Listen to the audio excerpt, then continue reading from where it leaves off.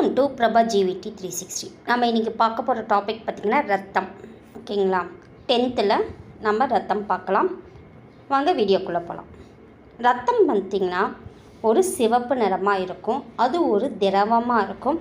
அது என்ன சொல்லுவாங்கன்னா இணைப்பு திசு அப்படின்னு சொல்லுவாங்க.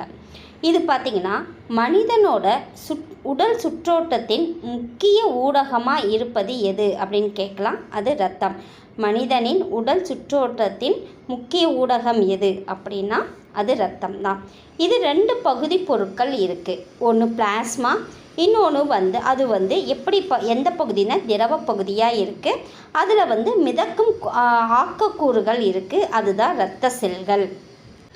இதே பாருங்க, இந்த பிளாஸ்மாவில் இந்த பகுதி பொருட்களில் பிளாஸ்மா திரவ பகுதின்னு பார்த்தோமா, அது ரத்தத்தில் 55% காணப்படுது. ஓகேங்களா, 55% காணப்படுது.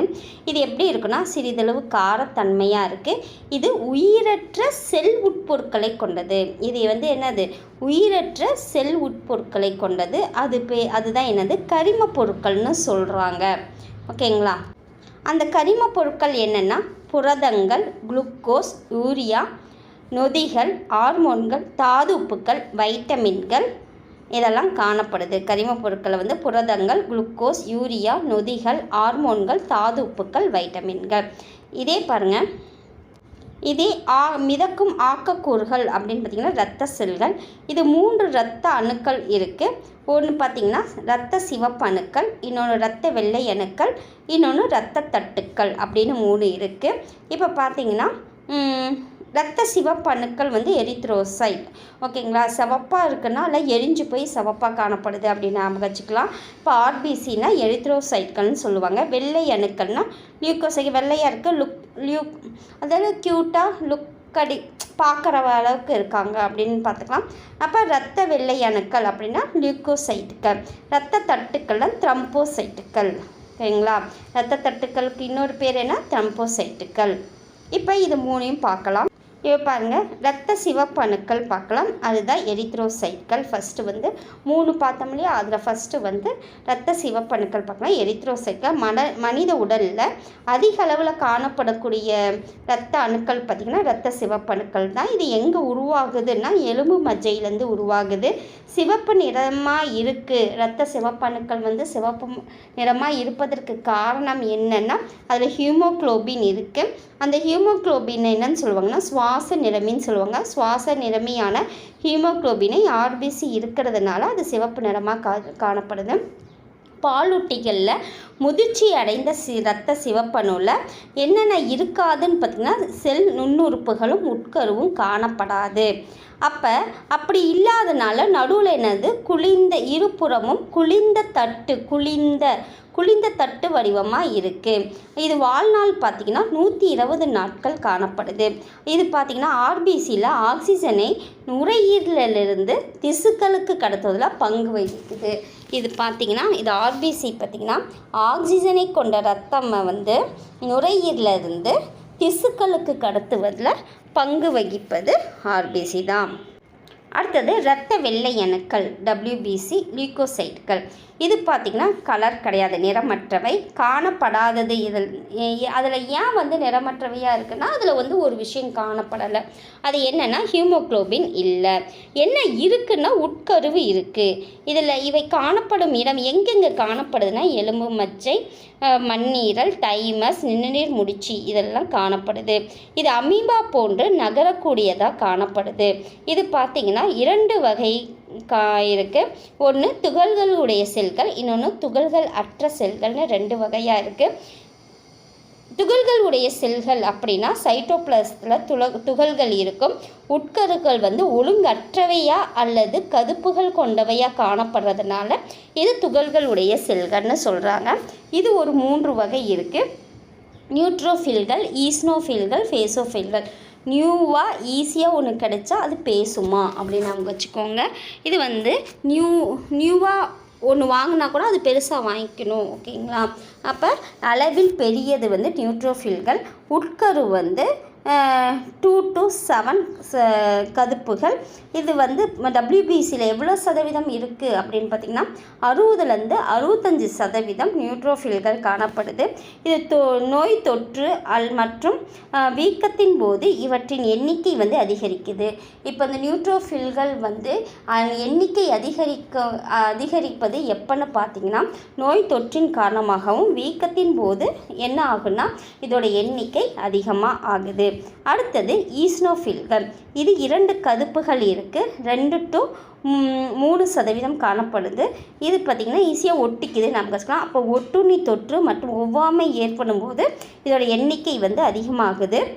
இப்போ ஈஸியாக இதோட பணிகள், ஈஸ்னோஃபில்களோட பணிகள் அப்படின்னு பார்த்தா நச்சுக்களை அழிக்கிறது, நச்சு முறிவினை ஏற்படுத்துவது. இது வந்து ஈஸ்னோஃபில்லோட முக்கிய பணியாக இருக்குது. என்னதுன்னா நச்சுக்களை அழிக்கிறது, நச்சு முறிவினை ஏற்படுத்துவது.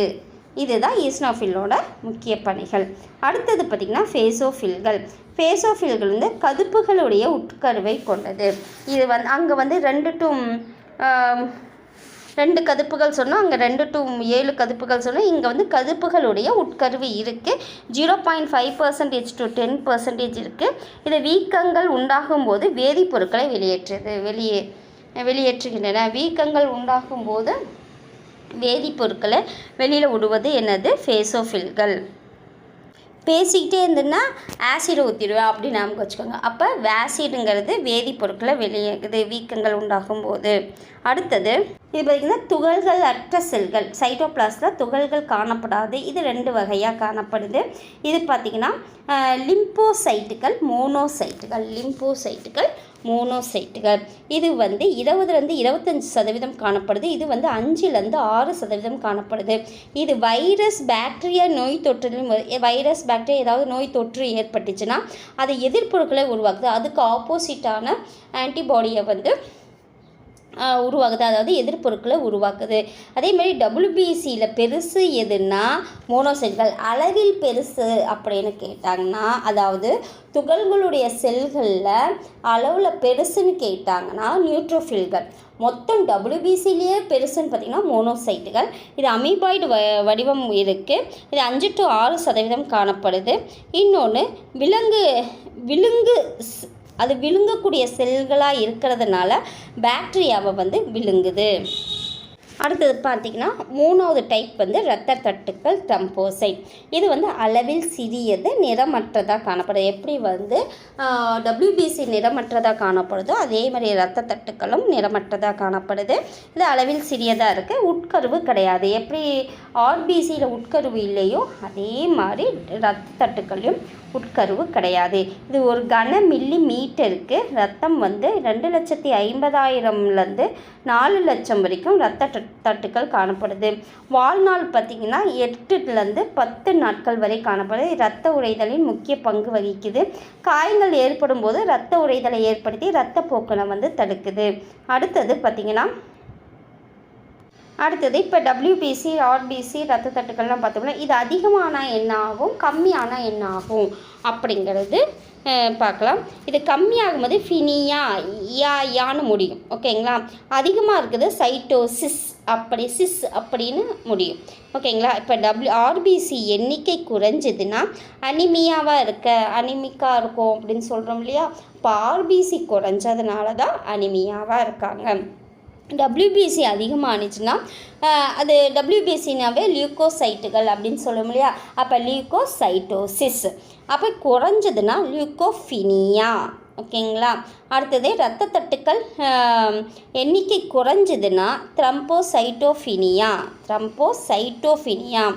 ஓகேங்களா? அடுத்தது பாலூட்டிகளில் RBCயில் நம்ம பார்க்க போகிறோம். அதில் வந்து என்னென்ன இல்லைன்னா செல் நுண்ணுறுப்புகளும் கிடையாது, உட்கருவும் கிடையாது. நம்ம முன்னாடியே பார்த்துருக்கோம்.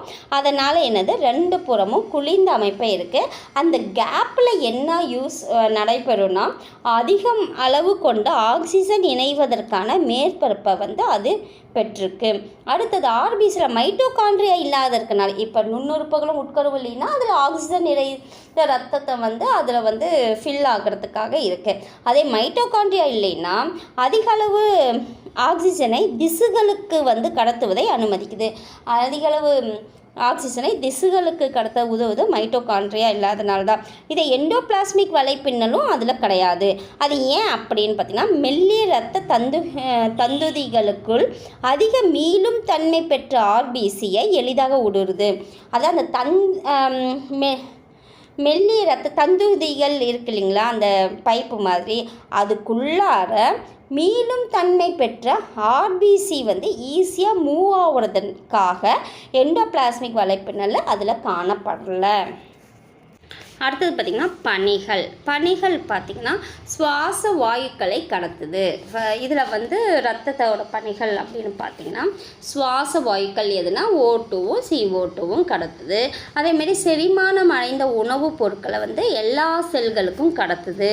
அடுத்தது பார்த்திங்கன்னா ஹார்மோனை கடத்துது. நைட்ரஜன் கழிவுப் பொருட்களான அம்மோனியா, யூரியா, யூரிக் அமிலம் போன்றவற்றையும் கடத்துது. நோய் தாக்குதலேருந்து உடலை பாதுகாக்குது. அப்புறம் உடலோட வெப்பநிலை pHோட ஒழுங்குபடுத்துகிற தாங்கு ஊடகமாக வந்து இந்த ரத்தம் செயல்படுது. முக்கியமாக உடலின் நீர் சமநிலையை வந்து பராமரிக்குது. இதுதான் வந்து பணிகள். கேட்கலாம், இதோட பணிகளில் வந்து கொடுத்துட்டு எது தவறானது நம்ம எழுதுகிற மாதிரி கூட இருக்கும். ஓகேங்களா. அடுத்த டாபிக் வந்து இரத்த நாளங்கள் பார்க்க போகிறோம். அதுக்கு முன்னாடி நம்ம பார்த்த டாப்பிக்கில் வந்து அந்த பகுதி பொருட்கள்லேருந்து கேள்விகள் ஒரு 3 கொஷின்ஸ் கேட்குறேன். நீங்கள் வந்து கமெண்ட் செக்ஷனில் கமெண்ட் பண்ணுங்கள். ஓகேங்களா. ரத்தத்தில் பிளாஸ்மாவோட அளவு எவ்வளவு? ஓகேங்களா. First question. செகண்டு, துகள்களுடைய செல்களில் அளவில் பெரியது எது? Second question. தேர்ட் கொஷின், WBCயில் அளவில் பெரியது எது? ஓகேங்களா. Third question. இந்த 3 கொஷினுக்கும் கமெண்ட் செக்ஷனில் கமெண்ட் பண்ணுங்கள். அடுத்த டாபிக் இரத்த நாளங்கள் போடலாம். இரத்த நாளங்கள் அப்படின்னாவே தமனிகள் மற்றும் சிரைகள். இரத்தத்தை கடத்தக்கூடிய கிளைத்த வலைப்பின்னல் அமைப்புடைய குழாய் தான் இது. வந்து ரத்தம் போகுதுன்னா அது ஒரு பைப்பு மாதிரி போகணும். அதுதான் கிளைத்த வலைப்பின்னல் அமைப்புடைய குழாய்களாக காணப்படுறதான் இரத்த நாளங்கள். அது என்னென்ன அப்படின்னு பார்த்தீங்கன்னா தமனிகள், சிரைகள், இரத்த நுண்ணாளங்கள், அதுதான் தந்துகிகள் அப்படின்னு நம்ம முன்னாடி பார்த்தோம் இல்லைங்களா. அந்த தந்துகிகள் வந்து அந்த ஆக்சிஜன் நிறைந்த இப்போ ஆர்பிசியில் வந்து எண்டோபிளாஸ்மா வலைப்பின்னல் இல்லாத இருக்க காரணம் என்னென்னு பார்த்திங்கன்னா, மெல்லிய இரத்த தந்துகளுக்குள்ளார அதிக மீளும் தன்மை பெற்ற ஆர்பிசி எளிதாக போகிறதுக்காகன்னு சொன்னோம் இல்லையா.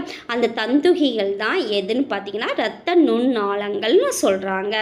ஓகேங்களா. ஃபஸ்ட்டு தமனிகள் பார்க்கலாம். தமனிகள் அப்படின்னு பார்த்தா அது வந்து தடித்த தன்மையாக இருக்கும், தடித்து காணப்படும் மீளும் தன்மை பெற்ற குழாய்கள். இது வந்து நல்ல ரத்தத்தை வந்து, அதுதான் ஆக்சிஜன் நிறைந்த ரத்தத்தை வந்து கடத்துவது தான் தமனிகள்னு சொல்லுவாங்க. இப்போ நல்ல ரத்தத்தை கொண்டுட்டு போகணும், நல்ல ரத்தம்னா ஆக்சிஜன் நிறைந்த ரத்தத்தை கொண்டுட்டு போனோம், கண்டிப்பாக தடிமனாக இருக்கணும் அப்படின்னு ஞாபகம் வச்சுக்கோங்க. தடித்த மீளும் தன்மை பெற்ற குழாய்கள். இது ரத்தத்தை என்ன பண்ணுதுன்னா இதயத்திலிருந்து பல்வேறு உறுப்புகளுக்கு, அதாவது நல்ல ரத்தமாக கொண்டுட்டு நல்லா மாற்றிட்டு திரும்ப எனது இதயத்திலேருந்து எல்லா உறுப்புகளுக்கும் கொண்டுட்டு போவோம். அப்போ இந்த ரத்தத்தை இதயத்திலேருந்து பல்வேறு உறுப்புகளுக்கு கொண்டு செல்வது தான் இது. அது பார்த்திங்கன்னா இந்த தமனிகளோட ஆப்போசிட்டாக செயல்படுறது வந்து நுரையீரல் தமனி. இது நல்ல ரத்தம் வந்து ப்ரொடியூஸ் பண்ணிச்சுன்னா இது வந்து நல்ல ரத்தம்னா ஆக்சிஜன் நிறைந்த ரத்தம். அப்போ நுரையீரல் தமனி என்னவாக இருக்கும்? ஆக்சிஜன் குறைந்த ரத்தத்தை கொண்டுட்டு போவோம். இப்போ நுரையீரல் தமனி பார்த்திங்கன்னா ஆக்சிஜன் குறைந்த ரத்தத்தை நுரையீரலுக்கு எடுத்து செல்வது தான் நுரையீரல் தமனி. நுரையீரல்னால் நுரையீரலுக்கு கொண்டுட்டு போவோம் எந்த ரத்தம்? ஆக்சிஜன் குறைந்த ரத்தத்தை. மற்ற தமனினா ஆக்சிஜன் மிகுந்த ரத்தத்தை எடுத்து செல்லுது. அடுத்தது சிரைகள் அப்படின்னு பார்த்தா சிரைனாவே கெட்ட ரத்தம்னாவே ஆக்சிஜன் குறைந்த ரத்தம்.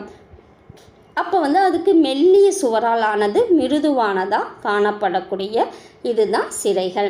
மீள்தன்மையற்ற குழாய்கள்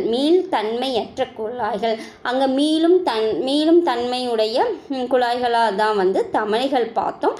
இங்கே மீள்தன்மையற்ற குழாய்கள். இந்த ரத்தம் பார்த்திங்கன்னா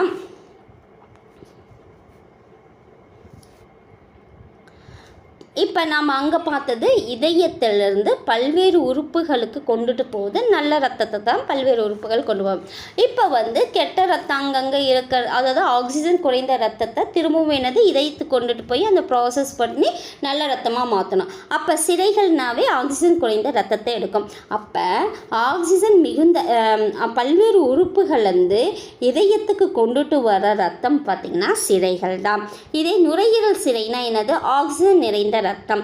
அப்போ ஆக்சிஜன் மிகுந்த ரத்தத்தின நுரையீரல் சிரைனா நுரையீரல் சிரைக்கு கொண்டுட்டு போகும். அங்கே வந்து நுரையீரல் தமனினா ஆக்சிஜன் குறைந்த ரத்தத்தை நுரையீரலுக்கு கொண்டுட்டு போகுது. இங்கே நுரையீரல் சிரைனா ஆக்சிஜன் மிகுந்த ரத்தத்தினை நுரையீரலிருந்து இதயத்துக்கு எடுத்து செல்வது தான் நுரையீரல் சிரை. மற்ற சிரை பார்த்திங்கன்னா, அப்போ சிரைனாவே ஆக்சிஜன் குறைந்த ரத்தம், நுரையீரல் சிரைனா ஆக்சிஜன் மிகுந்த ரத்தம். அப்போ மற்ற சிரை பார்த்திங்கன்னா ஆக்சிஜன் குறைந்த ரத்தத்தினை எடுத்து செல்லுது. அடுத்த டாபிக்னா தேர்ட் ஒன் வந்து இரத்த நுண்ணாளங்கள் தந்துகிகள்.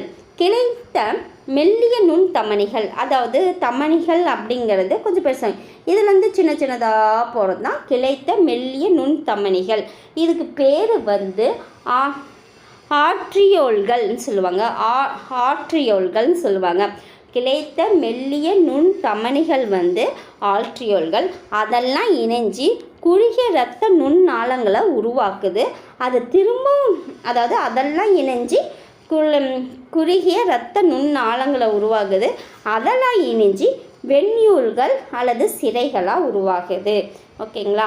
தமனி, கிளைத்த மெல்லிய நுண் தமனிலாம் சேர்ந்து ஆர்ட்ரியோல்களாக இருக்குது. அந்த ஆர்ட்ரியோல்களாக இணைந்து இரத்த நுண்ணாளங்களாக வருது. அதெல்லாம் இணைஞ்சு மீண்டும் வெண்ணியூல்கள் சிரைகளாக மாறுது. இதோட விட்டம் வந்து 8 μm. ஓகேங்களா? இதோட விட்டம். இது ஒற்றை அடுக்கலான எண்டோத்தீலிய செல்களானது. இந்த இரத்த நுண்ணாளங்கள் பார்த்திங்கன்னா, தந்துகிகள் பார்த்திங்கன்னா ஒற்றை அடுக்கலான எண்டோத்தீலிய செல்களால் ஆணுச்சு. இப்போ அடுத்தது பாருங்கள், தமனிகளும் சிரைக்கும் பேசிக்காக என்ன டிஃப்ரென்ஸ் இருக்குதுன்னு பார்த்தா, இது வழங்கும் குழாய்கள். வழங்குனா நல்ல ரத்தத்தை கொடுக்கறது. அப்போ வழங்கும் குழாய்கள். சிரைகள் வந்து கெட்ட ரத்தத்தெலாம் வாங்கிட்டு கொண்டுட்டு போகுது. அப்போ பெரும் குழாய்கள். இளஞ்சிவப்பு நிறம் வந்து தமனிகள். சிரைகள் பார்த்திங்கன்னா சிவப்பு நிறம். அப்போ இப்போ தமனிகள்லாம் நல்ல ரத்தம் ஆழ்ந்த பகுதிக்கும் கொண்டுட்டு போகணும். அப்போ உடலின் ஆழ் பகுதியில் காணப்படுது. இது உடலின் மேற்பகுதியில் காணப்படுது. அதிக அழுத்தத்துடன் கூடிய இரத்த ஓட்டமாக காணப்படும். இது குறைந்த அழுத்தத்துடன் கூடிய இரத்த ஓட்டமாக காணப்படுது. முக்கியமாக உள்ளீடு வாழ்வுகள் இதுக்கு கிடையாது. இது உள்ளீடு வாழ்வுகள் இருக்கும். ஏன்னா உள்ளீடு வாழ்வு இருந்தால் இது கெட்ட ரத்தம் மற்றதில் கலக்காது. அப்போ இதில் இருக்கும். ஓகேங்களா? அடுத்தது இப்போ நம்ம முடித்தது இரத்த நாளங்கள் முடிச்சாச்சு. இப்போ லாஸ்ட்டாக முடித்த டாப்பிக்லேருந்து ஒரு 3 கேள்விகள் கேட்கலாம். ஓகேங்களா? இப்போ ஆக்சிஜன் மிகுந்த இரத்தத்தினை எடுத்து செல்லும் தமனிக்கு பேர் என்ன? ஓகேங்களா? அதாவது அதாவது ஆக்சிஜன் மிகுந்த இரத்தத்தினை ஆக்சிஜன் மிகுந்த இரத்தத்தினை எடுத்து செல்லும் இரத்த நாளங்கள் என்ன? 2 இருக்கும். ஓகேங்களா? அதை சொல்லுங்கள். ஓகேங்களா? அடுத்தது பார்த்திங்கன்னா, இரத்த நுண்ணாளங்களோட விட்டம் எவ்வளவு? அடுத்தது இளஞ்சிவப்பு நிறம் உடைய இரத்த நாளம் எது? இந்த 3க்கும் கமெண்ட் செக்ஷனில் கமெண்ட் பண்ணுங்கள். அடுத்தது சுற்றோட்ட மண்டலத்தின் வகைகள். ஓகேங்களா? இது வந்து விலங்குகளில் 2 வகை சுற்றோட்ட மண்டலங்கள் காணப்படுது. ஒன்று திறந்த வகை சுற்றோட்ட மண்டலம், அடுத்தது மூடிய வகை சுற்றோட்ட மண்டலம். இது திறந்த வகை அப்படின்னு பார்த்திங்கன்னா, இதயத்திலிருந்து இரத்த நாளங்களில் உள்ள குழிகளுக்குள் இது என்ன ஆகுன்னா, இதயம் இருக்குது, இதயத்திலேருந்து இரத்த நாளங்களில் இருக்கிற அந்த குழிகளுக்குள் ரத்தம் வந்து உந்தி தள்ளப்படுது. குழி தொப்புன்னு உழுவுதுன்னு வச்சுக்கோங்களேன். இந்த இதயத்திலிருந்து இரத்த நாளங்களில் உள்ள குழிகளுக்குள் ரத்தம் உந்தி தள்ளப்படுகிறது. ரத்தம் உடற்குழின்னு சொல்லுவாங்க. இதில் என்ன காணப்படாதுன்னா, நாளங்கள் வந்து காணப்படாது தான் திறந்த வகை. ஓகேங்களா? இது எக்ஸாம்பிள் கணுக்காலிகள், மெல்லுடலைகள், அசிட்டிகள். கணுக்களிகள் மெல்லுடலிகள் அசிட்டின்கள் அப்படின்னு சொல்லுவாங்க. மூடிய வகை அப்படின்னு பார்த்திங்கன்னா இரத்த சுற்றோட்டம் நாளங்கள் மூலமாக உடல் முழுவதும் சுற்றி வருவது. தமனிகள் டு சிரைக்கு இரத்தம் தந்துதிகள் வழியே பாய்கிறது. தமனியிலேருந்து சிரைக்கு இரத்த தந்துதிகள் வழியாக பாயுது. இது எக்ஸாம்பிள் எலும்பிகள். ஓகேங்களா. இங்கே பார்த்தீங்கன்னா நவீன உடற்செயலியலின் தந்தை வில்லியம்ஸ் ஹார்வி 1628. நவீன உடற்செயலியலின் தந்தை யாருன்னா வில்லியம் ஹார்வி 1628. இவர் மூடிய இரத்த ஓட்ட மண்டலத்தை கண்டறிந்தவர். மூடிய இரத்த ஓட்ட மண்டலத்தை கண்டறிந்தவர் வில்லியம் ஹார்வி. இப்போ இதில் டாபிக் பார்த்திங்கன்னா சுற்றோட்ட மண்டலத்தின் வகைகள் நம்ம பார்த்தாச்சு. இதில் ஒரு 2 கேள்விகள் கேட்குறேன். ஓகேங்களா. நவீன உடற்செயலியலின் தந்தை யார்? ஓகேங்களா. அடுத்தது திறந்த வகை இரத்த சுற்றோட்ட மண்டலத்தின் எடுத்துக்காட்டுகள் என்ன? அதேமாதிரி மூடிய வகை இரத்த சுற்றோட்ட மண்டலத்துக்கு எடுத்துக்காட்டு என்னன்னு மட்டும் கமெண்ட் செக்ஷனில் கமெண்ட் பண்ணுங்கள். மனித இதயத்தின் அமைப்பை பற்றி பார்க்கலாம். இரத்த நாளங்கள் வழியாக இரத்தத்தினை உந்தி தள்ளும் தசையாலான விசையியக்க உறுப்பு தான் இது. ஓகேங்களா. இரத்த நாளங்கள் வழியாக ரத்தம் தள்ளணும். அது எதன் வழியாக பண்ணாலும் இரத்த நாளங்கள் வழியாக, அது தமனிகள் சிரைகள் இரத்த தந்துதிகள்லாம் பார்த்தோம் இல்லையா, அதன் வழியாக ரத்தத்தை தள்ளணும். அப்படி தள்ளுனா அது ஒரு தசையால் ஆனது. அது என்ன தசைனா விசையியக்க உறுப்பு அதுன்னு சொல்லுவாங்க. அதாவது மூடி விரியுது இல்லைங்களா அந்த இதயம், அதுதான். அப்போ இரத்த நாளங்கள் வழியாக இரத்தத்தை உந்தி தள்ளும் தசையாலான விசையியக்க உறுப்பு தான் என்னது? இதயம். ஓகேங்களா. அந்த மனித இதயம் பார்த்திங்கன்னா எங்கே இருக்குது அப்படின்னா, இதயம் இப்படி இருக்குன்னா இந்த பக்கம் ஒரு நுரையீரல், இந்த பக்கம் ஒரு நுரையீரல். அப்போ நுரையீரல்களுக்கு இடையே மார்பு குழியில் உதர விதானத்திற்கு மேலாக சற்று சாஞ்சி இருக்குது. எந்த சைடு சாஞ்சிருக்குன்னா இடதுபுறம் சாஞ்சி இருக்குது. ஓகேங்களா. இடதுபுறம் சாய்ந்த நிலையில் காணப்படுது. இந்த இதயம் எந்த தசையால் ஆனதுன்னா கார்டியாக் தசையால் ஆணுச்சு. இது 2 அடுக்கால் இருக்குது. அந்த இந்த 2 அடுக்கினால் காணப்படுது. அது ஒரு உரையால் சூழப்பட்டிருக்கு. என்ன ஒன்றுனா பெரிகார்டியல் உரையால் சூழப்பட்டிருக்கு. இப்போ இதயம் இப்படி இந்த உரையாக சொல்லப்பட்டால் இங்கே திரவம் இருக்கும். அதுக்கு பேர் பெரிகார்டியல் திரவம். இவ்வடுக்கின் இடைவெளியில் நிரம்பியிருக்க திரவம் பேர் என்னென்னா பெரிகார்டியல் திரவம். இது எதுக்காக இருக்குது அப்படின்னு பார்த்திங்கன்னா, இதயம் துடிக்கிற போது விரிஞ்சு சுருங்கும் இல்லையா போது உராய்வு மற்றும் இயக்கத்தினால் ஏற்படும் காயங்களில் இருந்து பாதுகாக்கும் உயவு பொருளாக இங்கே காணப்படுது, பொருளாக இருக்குது. இது ட்ரா பண்ண ஹார்ட் பாருங்கள், உங்களுக்கு புரியுதான்னு பாருங்கள். இப்போ இது ஹார்ட்டு, இது இந்த சைடு ஃபுல்லாக வலது சைடு, இந்த பக்கம் ஃபுல்லாக இடது சைடு. ஓகேங்களா. இப்போ இந்த மேலே பார்த்திங்கன்னா மேற்பெருஞ்சிரை அப்படின்னு இருக்குது. இந்த சைடில் மேற்பெருஞ்சிரை, இந்த பக்கம் வலது சைடுன்னு சொல்லிட்டோம் இல்லையா. அப்போ இந்த பாட்டு ஃபுல்லால் இந்த பாதி பாட்டு மேலே இது வலது ஏற்றியம் சொல்லுவாங்க, இல்லைன்னா ஆரிக்கல்னு சொல்லுவாங்க. இது மெல்லிய தசையால் ஆணுச்சு. அதே இங்கே பார்த்திங்கன்னா இங்கே ஒரு வலது ஏற்றியத்தில் ஒரு வால்வு இருக்குது. அதுக்கு பேர் தான் நுரையீரல் வால்வு. ஓகேங்களா. இப்போ இந்த அடுத்தது பார்த்திங்கன்னா அதுக்கு கீழே இப்போ ஏற்றியம், இங்கே கீழே பார்த்திங்கன்னா வலது வென்ட்ரிக்கல், இப்போ மேலே பார்த்திங்கன்னா ஆர்ட்ரிக்கல், கீழே பார்த்திங்கன்னா வென்ட்ரிக்கல். ஓகேங்களா. இது வலது வென்ட்ரிக்கல் சொல்லுவாங்க. இந்த இடையில் இருக்கிற காணப்படக்கூடிய வால்வு பார்த்திங்கன்னா மூவிதல் வால்வு, வலது மூவிதல். ஓகேங்களா.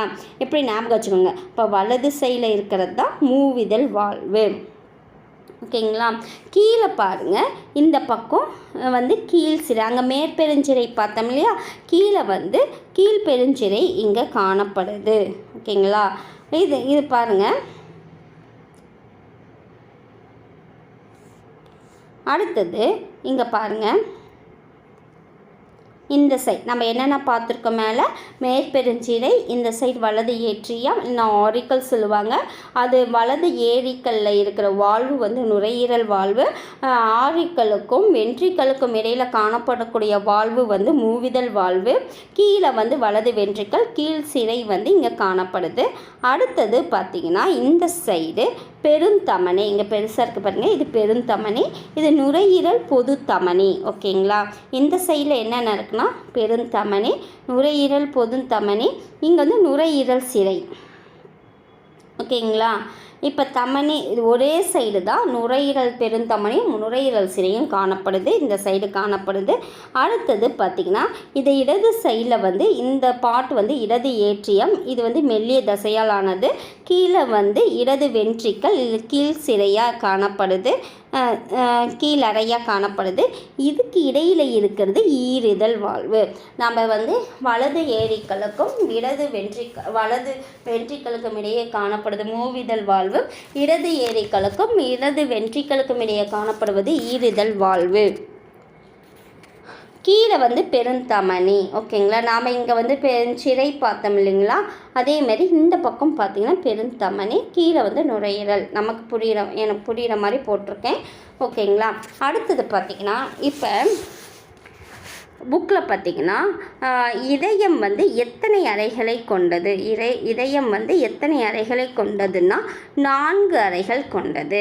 ஒன்று மேலே 2 அறை, இன்னொன்று கீழே 2 அறைகள். ஓகேங்களா, இங்கே பாருங்கள், இது இதயமா, இதில் வந்து இது ஒரு அறை, இது ஒரு அறை, இது ஒரு அறை, இது ஒரு அறை. மேலே 2 அறைகள், கீழே 2 அறைகள் காணப்படுது. மேலே அறைகள் ஆரிக்கல்னு சொல்லுவாங்க, கீழே வந்து வென்ட்ரிக்கல்னு சொல்லுவாங்க. அதைத்தான் இங்கே கொடுத்துருக்காங்க. 4 அறைகள், மேல் அறைகள் 2, கீழறைகள் 2. மேலறைகள் எப்பயுமே மெல்லிய தசையால் ஆனது, கீழறைகள் தடித்த தசையால் ஆனது. மேலே வந்து ஆரிக்கல் சொல்லுவாங்க, இல்லைன்னா ஏற்றியங்கள் சொல்லுவாங்க. கீழறைகள் வந்து வென்ட்ரிக்கல்னு சொல்லுவாங்க. ஒருமையில் இந்த ஏரிக்கல் வந்து ஒருமையில் ஏற்றியம் அப்படின்னு சொல்லுவாங்க. அடுத்தது பார்த்திங்கன்னா இவ்வறைகளை பிரிக்கின்ற இடைச்சுவர் வந்து செப்டம். ஓகேங்களா, இந்த அதாவது ஆரிக்கல்லையும் வென்ட்ரிக்கல்லையும், இந்த ஆரிக்கல் வென்ட்ரிக்கல்ல இது 2ஐயும் பிரிக்கக்கூடிய அறைகளை வந்து என்னன்னு சொல்கிறாங்கன்னா செப்டம்னு சொல்கிறாங்க. இப்போ ஆரிக்கல் வென்ட்ரிக்கல், மேலே ஆரிக்கலும் கீழே வென்ட்ரிக்கல், இதை பிரிக்கக்கூடிய இதுதான் வந்து செப்டம். ஓகேவா, அடுத்தது ஆரிக்கல்கள் மற்றும் வென்ட்ரிக்கலுக்கு இடையே உள்ள இடைச்சுவரினால், அப்போ அந்த இடைச்சுவரதினால் ஆரிக்கலுக்கும் வென்ட்ரிக்கலும் இந்த இடைச்சுவரினால் ஆக்சிஜன் மிகுந்த ரத்தம் மற்றும் ஆக்சிஜன் கொண்ட ரத்தம் ஒன்றுடன் ஒன்றும் கலக்காமல். இப்போ நம்ம பார்த்திங்கன்னா ஆரிக்கலுக்கும் வென்ட்ரிக்கலுக்கும் இடையே காணப்படும் இடைச்சுவர் வந்து செப்டம் சொல்லுவாங்க. இது இருக்கிறதுனால அந்த இடையே உள்ள இடைச்சுவரினால் என்னது ஆக்சிஜன் மிகுந்த ரத்தத்தையும் ஆக்சிஜன் குறைந்த ரத்தத்தையும் ஒன்றும் கலக்காமல் இருக்கிறதுக்காக தான் இந்த செப்டம் இருக்குது. அடுத்தது 2 ஆரிக்கல்லும் இப்போ பார்த்திங்கன்னா இப்போ ஆரிக்கலும் வென்ட்ரிக்கலுக்கும் இடையில் பிரிக்கக்கூடியது பார்த்துட்டோம். இது வந்து செப்டம், 2மே கலக்காமல். இப்போ இந்த பக்கம் ஆரிக்கல் இருக்கு இல்லைங்களா, அப்போ இதையும் நம்ம பிரிக்கணும் இல்லையா. இதில் பார்த்திங்கன்னா 2 ஆரிக்கலுக்கும் இடையில் இருக்கிறது ஆரிக்குலர் இடைத்தடுப்பு சுவர்னு சொல்லுவாங்க. இது வந்து என்னது ஆரிக்குலர் இடைத்தடுப்பு சுவர். 2 ஆரிக்கலும் பிரிப்பது ஆரிக்குலர் இடைத்தடுப்பு சுவர்னு சொல்கிறாங்க. இப்போ அப்படி பண்ணும்போது இது 2 பிரிச்சாச்சு. அப்போ வலது ஆரிக்கல் இடது ஆரிக்கல். இப்போ வந்து பார்த்திங்கன்னா இதை வந்து பிரிக்கிறோம். ஓகேங்களா, இது 2ஐயும் பிரிக்கிறது செப்டம். அப்போ இது கட் பண்ணு. இப்போ இது 2 பிரிக்கிறது ஆரிக்குலர் இடைத்தடுப்பு சுவர். இப்போ இதில் வலது சைடு, இது இடது சைடு அப்படின்னு பார்க்கும்போது இடது ஆரிக்கல் வந்து எப்பயுமே எப்படி இருக்கும், சின்னதாக இருக்குது. இடது ஆரிக்கல் வந்து வலது ஆரிக்கலை விட இடது ஆரிக்கல் வந்து சின்னது. இப்படி வளைச்சி வருது பாருங்கள், சிறியதுனாலும் இப்படி வளைச்சி வருதா, அப்போ வந்து இடது ஆரிக்கல் வந்து சிறியதாக காணப்படுவது. உடலின் பல்வேறு பாகங்களிலிருந்து ஆக்சிஜன் குறைந்த இரத்தத்தின முக்கிய சிறைகளான, இப்போ வந்து ஃபஸ்ட்டு வந்து நல்ல பிக்சரை பார்த்துக்கோங்க. வெளியில் நிறையா பார்ட்ஸ்லேருந்து என்னது ஆக்சிஜன் குறைந்த ரத்தத்தை கொண்டுட்டு வருது.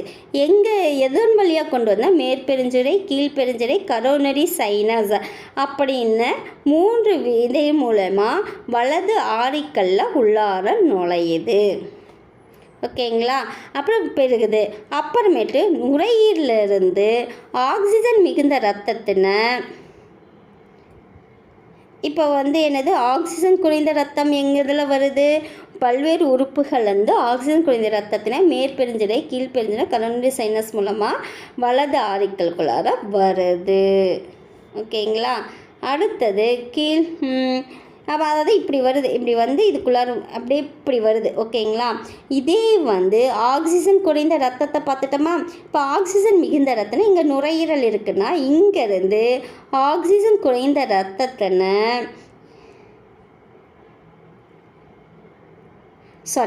இல்லை ஆக்சிஜன் குறைந்த ரத்தத்தை வந்து பல்வேறு உறுப்புகள்லேருந்து மேல்பெருஞ்சிரை, கீழ்பெருஞ்சிரை, கரோனரி சைனஸ் மூலமா வலது ஆரிக்கலுக்கு வருது. அதுக்கு ஆப்போசிட் ஆக்சிஜன் மிகுந்த ரத்தம் எதுலேருந்து வருதுன்னா நுரையீரலேருந்து. அந்த நுரையீரல ப்ராசஸ் நடந்து நல்ல ரத்தத்தை கொண்டுட்டு போகுது.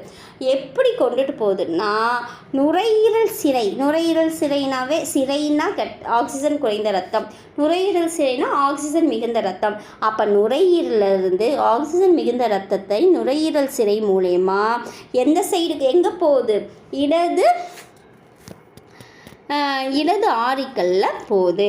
அப்போ வலது இடது ஆரிக்கல்கள் முறையே வலது மற்றும் இடது வென்ட்ரிக்கல் இரத்தத்தினை முந்தி. அப்போ இதில் வந்து ஆக்சிஜன் குறைந்த ரத்தம் இங்கே வருது, O2 கம்மியாக.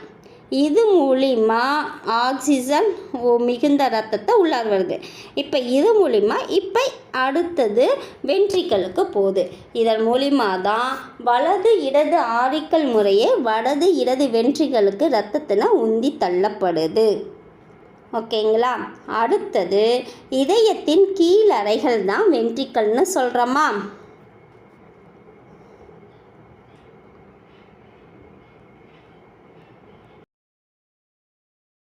அடுத்தது பார்த்திங்கன்னா நம்ம வந்து இங்கே ஆக்சிஜன் குறைந்த ரத்தத்தை வருது, இங்கே ஆக்சிஜன் மிகுந்த ரத்தத்தை வருதுன்னு நம்ம பார்த்துட்டோம். இது மூலிமா தான் வென்ட்ரிக்கலுக்கு வருது.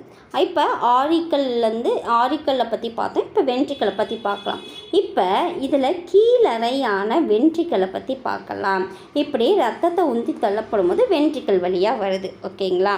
இப்போ வென்ட்ரிக்கலை நாம் வந்து ஆரிக்கலை பிரிக்கிறதுக்கு ஆரிக்கலோ இடை தடுப்பு சுவர்னு பிரிக்கப்படுதுன்னு பார்த்தோம். அதே வென்ட்ரிக்கலை பிரிக்கிறதுக்கு பார்த்திங்கன்னா வந்து வென்ட்ரிகுலர் தடுப்பு சுவரால் என்ன பண்ணுதுன்னா இது 2 அறையை பிரிக்குது. இதயத்திலிருந்து அதிக விசை, அதாவது இங்கே ப்ரெஸ் பண்ணி ஃபாஸ்ட்டாக கீழே வருது இல்லையா, இங்கே மேலே மெல்லிய தசைன்னு சொல்லுவோம். ஃபாஸ்ட்டாக கீழே வரும்போது கீழே தாங்கக்கூடிய தசையாக இருக்கணுங்கிறதுனால இது வந்து உந்தி செல்வதனால வலது வென்ட்ரிக்கலும் இடது வென்ட்ரிக்கல் இதுவும் வந்து கீழே வருது. அப்போ வந்து எப்படி இருக்கும், தடித்து காணப்படுது. இந்த சுவர்கள் வந்து வலது இடது வென்ட்ரிக்கலின் சுவர்கள் எப்படி காணப்படுதுன்னா தடித்து காணப்படுது. அடுத்தது பார்த்திங்கன்னா வலது வென்ட்ரிக்கல் பார்த்திங்கன்னா இப்போ வலது சைடு மட்டும் எடுத்துக்கலாம். இந்த வலது வென்ட்ரிக்கல்லேருந்து ஒரு இது உருவாகுது. என்ன உருவாகுது அப்படின்னு பார்த்திங்கன்னா நுரையீரல் பெருந்தமனி உருவாகுது. வலது வென்ட்ரிக்கல்லேருந்து நுரையீரல் பெருந்தமனி.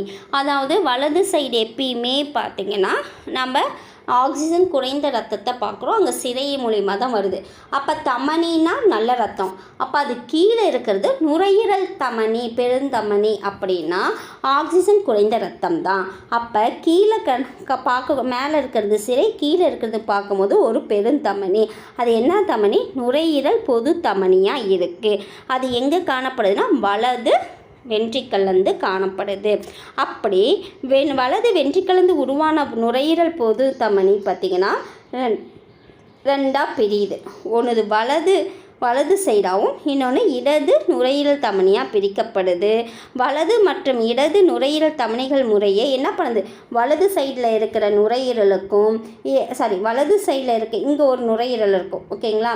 அப்போ இதன் வழியாக வலது சைடில் இருக்கிற நுரையீரல் தமனிக்கும் இடது பொது தமனி நுரையீரல் பொது தமனி மூலிமா இங்கே ரத்தத்தை வந்து இடது சைடில் இருக்கிற நுரையீரலுக்கும் அனுப்பப்படுது.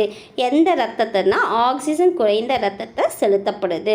இப்போ வலது வென்ட்ரிக்கலானது அப்போ பார்த்திங்கன்னா இப்போ நம்ம இங்கே ஆரிக்கல் பார்த்தோம் இல்லையா? அப்போ வலது ஆரிக்கலை விட இடது ஆரிக்கல் சின்னதாக இருக்குன்னு பார்த்தோம். ஆனால் வென்ட்ரிக்கல் பார்த்தீங்கன்னா இடது வென்ட்ரிக்கல் தான் சின்னதாக இருக்கும். அதே மாதிரி வலது ஆரிக்கலை விட இடது ஆரிக்கல் வந்து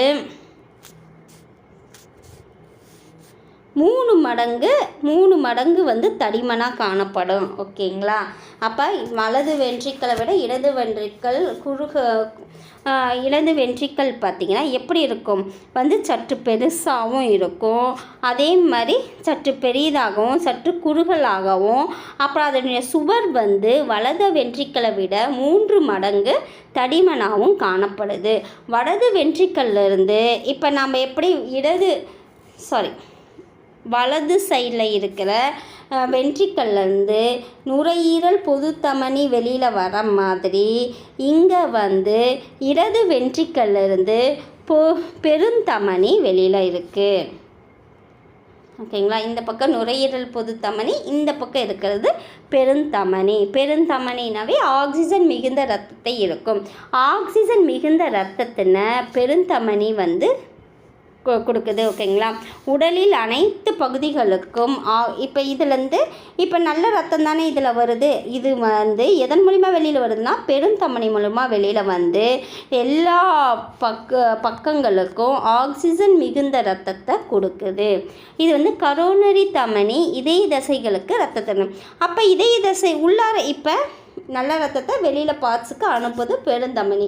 இப்போ இந்த இதயத்துக்கு வந்து தசைகளுக்கு வந்து நல்ல ரத்தத்தை கொடுக்கணுமா, அது கொடுக்கறதுக்கு பேர் தான் கரோனரி தமனி. ஓகேங்களா? இந்த டாபிக் உங்களுக்கு புரிஞ்சிருக்கும்னு நினைக்கிறேன். அடுத்தது வால்வுகள். ஓகேங்களா? இந்த இதய வால்வுகளை பற்றி பார்க்கலாம். இதய வால்வுகள் தசையாலான ஒரு சிறு மடிப்புகளால் ஆனது. இதய வால்வுகள் பார்த்திங்கன்னா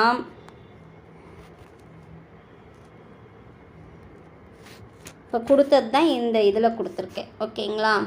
பாருங்கள், இடது வென்ட்ரிக்கல் வந்து பெருந்தமனி தோணுது. அதுதான் உடலின் அனைத்து பகுதிகளுக்கும் O2 ரத்தத்தில் கொடுக்குது. கரோனரி தமனினா இதய தசைகளுக்கு ரத்தத்தை அளிக்குது. வால்வுகள் அப்படின்னு பார்க்குறோம். வால்வுகள் அப்படின்னா தசைகளால் ஆன, அது ஒரு தசையாக அணைச்சி இதய வால்வுகள் வந்து ஒரு தசையாலான சிறு மடிப்புகளால் இதய வால்வுகள் வந்து இருக்குது. இதய வால்வுகள் வந்து தசையாலான சிறு மடிப்புகள் ஆகும். இந்த இரத்த ஓட்டத்தை ஒழுங்குபடுத்துவதற்கு உதவுவது வால்வுகள் தான். ஓகேங்களா? இது தசையாலான சிறு மடிப்பு தான் வால்வுன்னு சொல்லுவோம். இது எதுக்கு யூஸ் ஆகுதுன்னா இரத்த ஓட்டத்தை ஒழுங்குபடுத்துறதுக்காக தான் இந்த வால்வுகள் யூஸ் ஆகுது. இரத்தமானது ஒரே திசையில் செல்வதையும் ஒரே திசையில் போகணும். ஓகேங்களா? பேக் அடிக்கக்கூடாது, அதுக்கு வருவதை தடுக்கிறதுக்காகவும் இது உதவுது. வால்வுகள் வந்து 3 விதமான வால்வுகள் வந்து இதயத்தில் காணப்படுது. ஒன்று வலது ஏட்ரியோ வென்ட்ரிகுலர் வால்வுகள், இன்னொன்று இடது ஏட்ரியோ வென்ட்ரிகுலர் வால்வுகள், இன்னொன்று அரைச்சந்திர வால்வுகள். ஓகேங்களா? இப்போ நம்ம ஆல்ரெடி பார்த்துருக்கோம். இப்போ வலது ஏட்ரியோ வென்ட்ரிகுலர் வால்வுகள்னு பார்த்துருக்கோம். இப்போ வலது சைடு ஆரிக்கல், இது கீழே வந்து வென்ட்ரிக்கல் இருக்குது. வலது சைடு எடுத்திருக்கோம். இது இடையில் இருக்கிறது தான் வலது ஏட்ரியோ வென்ட்ரிகுலர் வால்வுகள். ஓகேங்களா? ஃபஸ்ட்டு இந்த பிக்சரை வச்சு சொல்லிடுறேன். இப்போ வந்து வலது ஆரிக்கல் மற்றும் வலது வென்ட்ரிக்கலுக்கு இடையில் வந்து இது காணப்படுது. இது என்ன ஷேப் காணப்படுதாம்? முக்கோண ஷேப் காணப்படுதாம். ஓகேங்களா? இதில் இருக்கிற வால்வுகள் எந்த ஷேப்புனா முக்கோண ஷேப் காணப்படுதாம். இப்போ முக்கோண வடிவிலான 3 மெல்லிய இதழ் தசை, இதில் முக்கோண ஷேப், அப்போ இது ஒரு தசை, இது ஒரு தசை, இது ஒரு தசை, அப்போ 3 மெல்லிய இதழ் தசை மடிப்புகளால் ஆனதுனால இதுக்கு பேர் தான் மூவிதழ் வாழ்வுன்னு சொல்கிறாங்க. மூவிதழ் வாழ்வு என்று அழைக்கப்படுது. வாழ்வின் இதழ் முனையில், இப்போ வாழ்வு இருக்குது, ஒவ்வொரு இந்த இதழ் முனையில் பார்த்திங்கன்னா காட்டோ டெட்டினோ என்ற தசை நீட்சியால் என்ன பண்ணுதுன்னா, என்னென்னா பாருங்கள், காட்டா டென்டினே, ஓகேங்களா, அந்த முக்கோண இதில் அந்த முனைகளில் வந்து காட்டா டென்டினா என்ற தசை நீச்சினால், தசை வந்து வளர்ந்துட்டு வருதுன்னு வச்சுக்கோங்களேன் இப்படி, அப்போ அந்த தசை நீச்சினால் வென்ட்ரிக்கலின் பாப்புலரி தசைகளோடு பொருத்தப்படுகிறது.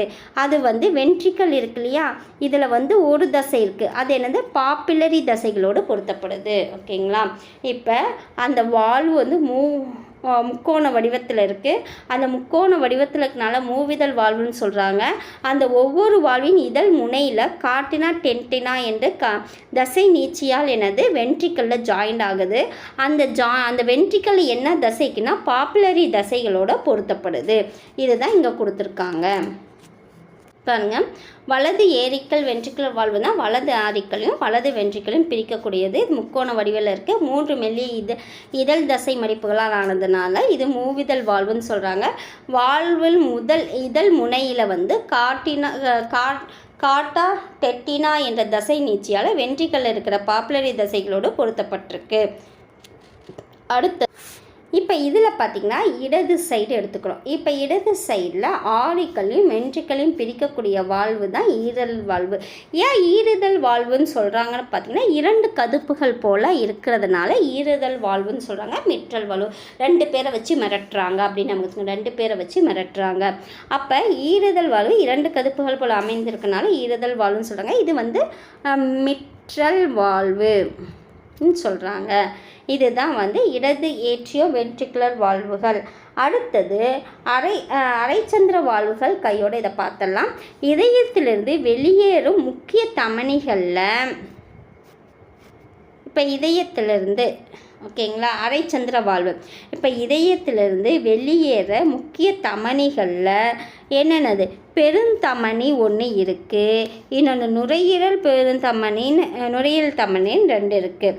உள்ள அரைச்சந்திர வாழ்வுகள், இந்த தமனிகளில் இருக்கிற அரைச்சந்திர வாழ்வுகள் வந்து வென்ட்ரிக்கலுக்குள் ரத்தம் இப்போ இது வந்து ரத்தம் வருதா, இது பின்னோக்கி செல்வதற்கு, அதை பின்னோக்கி செல்வதை தடுக்கிறதுக்காக தான் இந்த தமனிகள் இருக்குது.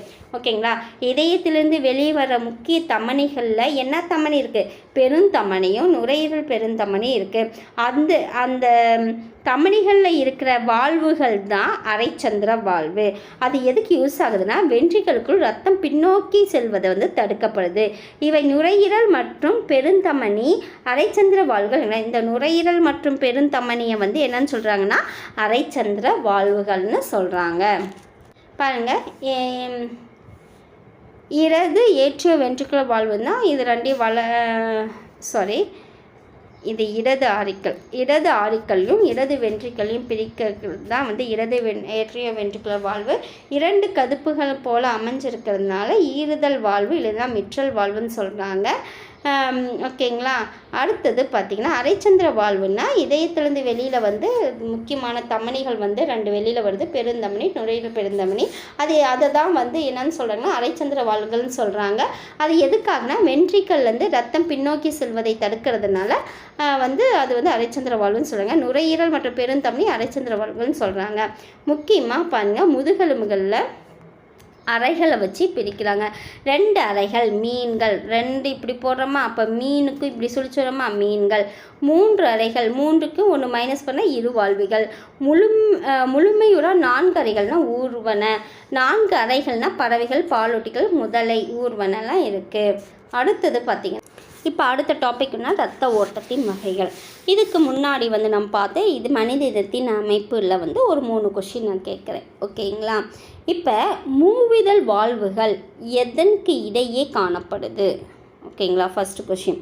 செகண்டு பார்த்தீங்கன்னா இடது ஏரிகளுக்கும் வென்ட்ரிகளுக்கும் இடையே காணப்படக்கூடிய வால்வின் பெயர் என்ன? Third question. ஓகேங்களா. அப்புறம் ஆர்ட்ரிகல்லையும் வென்ட்ரிகல்லையும் பிரிக்கக்கூடிய இடைச்சுவரின் பெயர் என்ன? இது மூணும் கமெண்ட் செக்ஷனில் கமெண்ட் பண்ணுங்கள். வாங்க நெக்ஸ்ட் டாபிக் போகலாம். இரத்த ஓட்டத்தின் வகைகள்.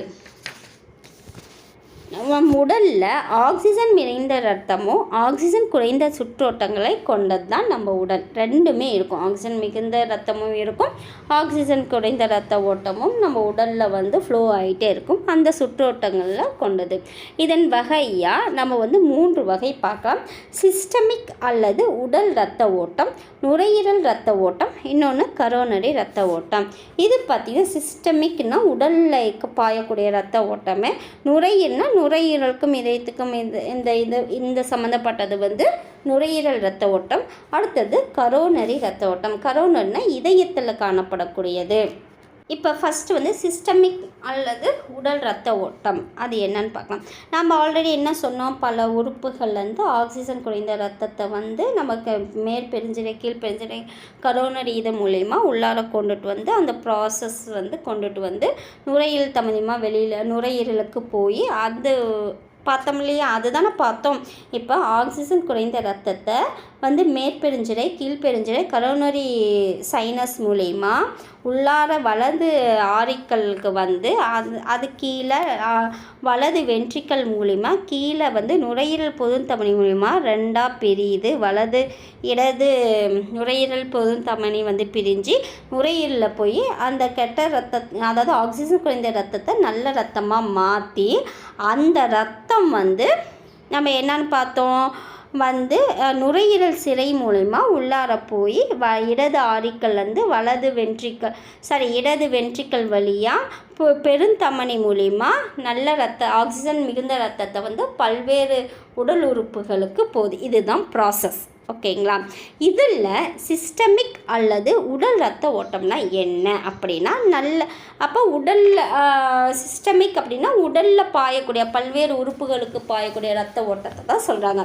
அப்போ இங்கே உடல் உறுப்புகளுக்கு பாயக்கூடியது. அப்போ இடது வென்ட்ரிக்கல்லேருந்து இப்போ இடது ஆரிக்கல் வரும். ஓகே, இந்த ப்ராசஸ் என்னென்னா இதயத்தின் இடது வென்ட்ரிக்கல்ல இருந்து துவங்கி ஆக்சிஜன் மிகுந்த ரத்தம் தானே இதில் வருது, துவங்கி பெருந்தமனி ரத்தத்தினை உடலின் பல்வேறு உறுப்புகளுக்கு எடுத்து செல்லுது. ஓகேங்களா. எது மூலிமானா பெருந்தமனி மூலிமா எடுத்து செல்லுது. அப்புறம் அங்கே ஆக்சிஜன் குறைந்த ரத்தத்தினை வலது ஏரிக்கல்ல கொண்டு சுற்றோத்தினை இப்போ என்ன பார்த்தோன்னா இப்போ இங்கே ஆக்சிஜன் மிகுந்த ரத்தத்தை பெருந்தமனி மூலமாக உடலில் இருக்கிற பல்வேறு உறுப்புகளுக்கு கொண்டுட்டு போகுது. அதே ஆக்சிஜன் குறைந்த ரத்தம் இருக்கு இல்லையா, அது வலது ஏரிக்கல் மூலிமா ஏற்றியத்தின் மூலிமா கொண்டு இந்த ப்ராசஸ்ஸை கொண்டுட்டு வருது. இதுதான் சிஸ்டமிக் அல்லது உடல் இரத்த ஓட்டம். நல்ல ரத்தத்தை எதன் மூலிமா வெளியில் கொண்டுட்டு போகுதுன்னா பெருந்தமனி மூலிமா கொண்டுட்டு வருது. ஓகேங்களா. கெட்ட ரத்தத்தை எதன் வழியாக அந்த வலது ஏற்றியத்துக்கு கொண்டுட்டு வருதுன்னா மேற்பெருஞ்சிரை கீழ்பெருஞ்சிரை கரோனரி சைனஸ் மூலிமா.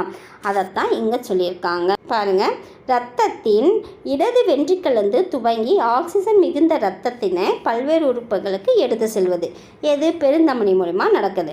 இதே ஆக்சிஜன் குறைந்த இரத்தத்தினை வலது ஏற்றியத்தை கொண்டு வர சுற்றத்தினர் தான் சிஸ்டமிக் உடல் இரத்த ஓட்டம்னு சொல்கிறாங்க. அடுத்தது நுரையீரல் இரத்த ஓட்டம்.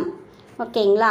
இதில் என்ன சொல்லியிருக்காங்கன்னா நுரையீரல் இரத்த ஓட்டம்னா என்னது, வலது வென்ட்ரிக்கல். ஏன்னா அங்கே தான் ஆக்சிஜன் குறைந்த ரத்தத்தை வருது.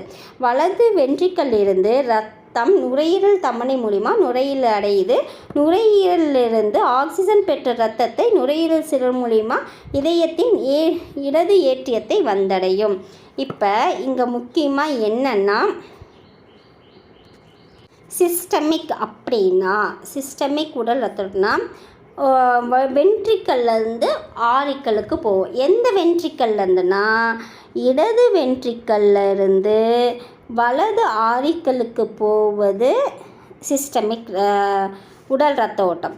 இதே நுரையீரல் இரத்த ஓட்டம்னா வலது வென்ட்ரிக்கல்ல இருந்து, ஓகேங்களா, வலது வென்ட்ரிக்கல்ல வந்து என்னது ஆக்சிஜன் குறைந்த இரத்த ஓட்டம் வருது. இது நுரையீரலுக்கு போகுது. நுரையீரல் வந்து ப்ராசஸ் நல்ல ரத்தமாக மாற்றி அதை வந்து நுரையீரல் சிறுநீர் மூலிமா இடது ஆற்றியலுக்கு வந்திருக்கு. இதை மட்டும் நல்லா ஞாபகம் வச்சுக்கோங்க. சிஸ்டமிக் அப்படின்னா இடது வென்ட்ரிக்கல்ல இருந்து வலது ஆரிக்கலுக்கு போகிறது தான். அதே நுரையீரல் இரத்த ஓட்டம்னா வலது வென்ட்ரிக்கல்ல இருந்து இடது ஆரிக்கலுக்கு போகிறது. இதுதான் நுரையீரல் இரத்த ஓட்டம். இப்போ இது பார்த்திங்கன்னா நுரையீரல் இரத்த ஓட்டம் வந்து கண்டிப்பாக இது ஆக்சிஜன் குறைந்த ரத்தம் தான். இது நுரையீரல் தமனி மூலிமா வந்து ரெண்டாக பிரிதா, வலது நுரையீரல் பெருந்தமனி, இடது நுரையீரல் பெருந்தமனி, அதன் மூலிமா 2 நுரையீரலுக்கும் போய் ஆக்சிஜன் குறைந்த இரத்தத்தினை கொடுத்து அது ப்ராசஸ் நல்ல ரத்தமாக மாற்றி அந்த நுரையீரலிருந்து நுரையீரல் சிரை மூலிமா இடது ஏற்றியத்துக்கு வருவது நுரையீரல் இரத்த ஓட்டம். ஓகேங்களா, இதுதான் நடக்குது. பாருங்கள், அதுதான் கொடுத்துருக்காங்க. வலது வென்ட்ரிக்கலிருந்து ரத்தம் நுரையீரல் தமனி மூலிமா நுரையீரலை அடையும். நுரையீரலிருந்து ஆக்சிஜன் பெற்ற ரத்தம் நுரையீரல் சிரை மூலிமா மீண்டும் இதயத்தின் இடது ஏற்றியம் வந்தடையும். வலது வென்ட்ரிக்கலிருந்து நுரையீரல் வழியாக ரத்தம் மீண்டும் இடது வென்ட்ரிக்கலை சென்றடைகிறது. அதே பாருங்கள், வலது வென்ட்ரிக்கல்ல இருந்து நுரையீரல் வழியாக ரத்தம் மீண்டும் இடது வென்ட்ரிக்கலை சென்றடைகிறது தான் நுரையீரல் இரத்த ஓட்டம். அடுத்தது கரோனரி சுற்றோட்டம். கரோனரி சுற்றோட்டம்னா என்னென்னா இதயத்தில் நடக்குது. இதய தசைகளுக்கு கரோனரி தசைன்னு சொல்லுவாங்க. ரத்தம் செல்லுதல் வந்து கரோனரி சுழற்சி என்பாங்க. இதய தசைகளுக்கு ஆக்சிஜன் மிகுந்த ரத்தம் வந்து கரோனரி தமனி மூலிமா பெறும். இது வந்து பெருந்தமனி வளைவிலிருந்து உருவாகுது. ஓகேங்களா, இதய தசைகளுக்கு கண்டிப்பாக ஆக்சிஜன் மிகுந்த ரத்தத்தை தான் கொடுக்கணும். அது வந்து எந்த இது கொடுக்குதுன்னா கரோனரி தமனி தான் கொடுக்குது. இது பெருந்தமனி வளைவிலிருந்து வரது தான் வந்து கரோனரி தமனி, அது உருவாகுது. இதய தசையிலிருந்து திரும்பவும் வந்து ஆக்சிஜன் மிகுந்த குறைந்த ரத்தத்தை வெளியில் கொண்டுட்டு போகணும் இல்லையா? அப்போ இதய தசையிலேருந்து ஆக்சிஜன் குறைந்த ரத்தத்தை கரோனரி சைனஸ், இப்போ எப்படி தமனினா நல்ல ரத்தம், நுரையீரல் தமனினா கெட்ட ரத்தத்தை கொண்டுட்டு போகுது, சிரைனா கெட்ட ரத்தம், நுரையீரல் சிரைனா நல்ல ரத்தம்னு சொல்கிற மாதிரி கரோனரி தமனினா ஆக்சிஜன் மிகுந்த ரத்தத்தையோ ஆக்சிஜன் குறைந்த ரத்தம் வந்து கரோனரி சைனஸ் மூலிமா வலது ஏற்றியத்தை வந்தடையுது. இதுதான் என்னதுன்னா கரோனரி சுற்றோட்டம். இது பார்த்திங்கன்னா ஒரு முழு சுழற்சியின் போது இரத்தமானது இதயத்தின் வழியாக எத்தனை முறை சுற்றி வருதுன்னா 2 முறை சுற்றி வருவது இரட்டை இரத்த ஓட்ட முறைன்னு சொல்லுவாங்க. இந்த முறையில் இந்த இரத்த ஓட்டத்தில் ஆக்சிஜன் மிகுந்த ரத்தமும் ஆக்சிஜன் குறைந்த ரத்தமும் ஒன்றுடன் கலக்காது. பட் சில விலங்கினங்களில் ஆக்சிஜன் மிகுந்த ரத்தமும் ஆக்சிஜன் குறைந்த ரத்தமும் ஒன்றுடன் ஒன்று கலந்து இதயத்தினுள் ஒரு முறை மட்டுமே சென்று வரும். இதுக்கு பேர் ஒற்றை இரத்த ஓட்டம் சொல்லுவாங்க. மீன்கள், இருவாழ்விகள், சில ஊர்வன. நெக்ஸ்ட் டாபிக் பார்த்திங்கன்னா இதய துடிப்பு பார்க்கலாம். முன்னாடி வந்து இரத்த ஓட்டத்தின் வகைகள் பார்த்தோம் இல்லையா? அதில் ஒரு 3 கேள்விகள் கேட்குறேன் பாருங்கள். ஆக்சிஜன் மிகுந்த இரத்தத்தினை உடலின் அனைத்து உறுப்புகளுக்கும் எடுத்து செல்லும் இரத்த நாளத்தின் பெயர் என்ன? சரிங்களா, ஃபஸ்ட்டு கொஷின். 2வது, இதய தசைகளுக்கு ஆக்சிஜன் மிகுந்த இரத்தம் எதன் மூலமாக பெறப்படுகிறது? 3rd question. இதய தசையத்திலிருந்து ஆக்சிஜன் குறைந்த இரத்தம் எதன் மூலம் வலது ஏற்றியத்தை வந்தடைகிறது?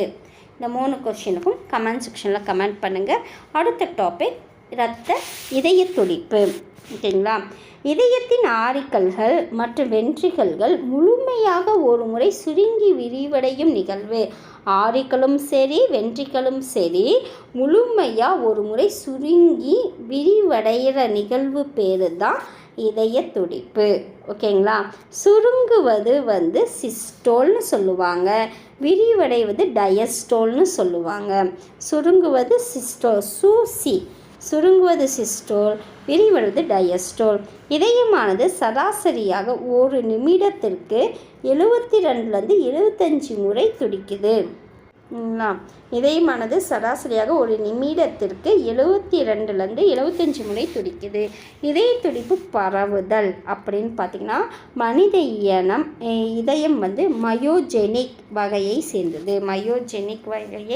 சேர்ந்தது. இது வந்து இதய தசை காணப்படும் இதய துடிப்பு பரவுதல் அப்படின்னு பார்த்தா மனித இதயம் எந்த வகையை சேர்ந்ததுன்னா மயோஜெனிக் அப்படிங்கிற வகையை சேர்ந்தது. இது பார்த்திங்கன்னா இதய தசையில் காணப்படக்கூடிய சிறப்பு பகுதி பார்த்திங்கன்னா சைனோ ஏட்ரியல் கணுன்னு சொல்லுவாங்க. எஸ்ஏனா சைனோ ஏட்ரியல் கணுன்னு சொல்லுவாங்க. இது மனித இதயம் எந்த வகையை சேர்ந்தால் மயோஜெனிக் வகையை சேர்ந்தது. இந்த இதய தசையத்தில் ஒரு சிறப்பு பகுதி என்ன சைனோ ஏட்ரியல் கணு இருக்குது. அது வந்து இதயம் சுருங்குவதை துவங்குது. சைனோ ஏட்ரியல் வந்து சுருங்குவதை துவங்குது. இது வந்து இடது ஏற்றிய சுவரில் இருக்கிற வலது ஏற்றிய சுவரில் இருக்க மேற்பெருஞ்சிரை துளையின் அருகில் இது காணப்படுது. இந்த சைனோ ஏற்றிய கணு பார்த்தோம் இல்லைங்களா, அது எங்கே காணப்படுதுன்னா வலது ஏற்றிய சுவரில் இருக்க மேற்பெருஞ்சிரை துளையில் அருகில் காணப்படுது. மேற்புறம் எப்படி இருக்குன்னா அகன்றும் கீழ்ப்புறம் வந்து குறுகியும் காணப்படும். மெல்லிய தசை நாரிழையால் வந்து ஆனது. இதயத்தின் மேல் பேஸ்மேக்கராக காணப்படுது. இதயத்தின் பேஸ்மேக்கராக காணுது சைனோ ஏட்ரியம் கணு தான். ஏன்னா இதய துடிப்புகளுக்கான மின் தூண்டலை தோற்றுவித்து இதய துடிக்கிறதுக்கு மின் தூண்டலை தோற்றுவித்து இதய தசைகளிலிருந்து சுருங்குவதை தூண்டுது. பாருங்க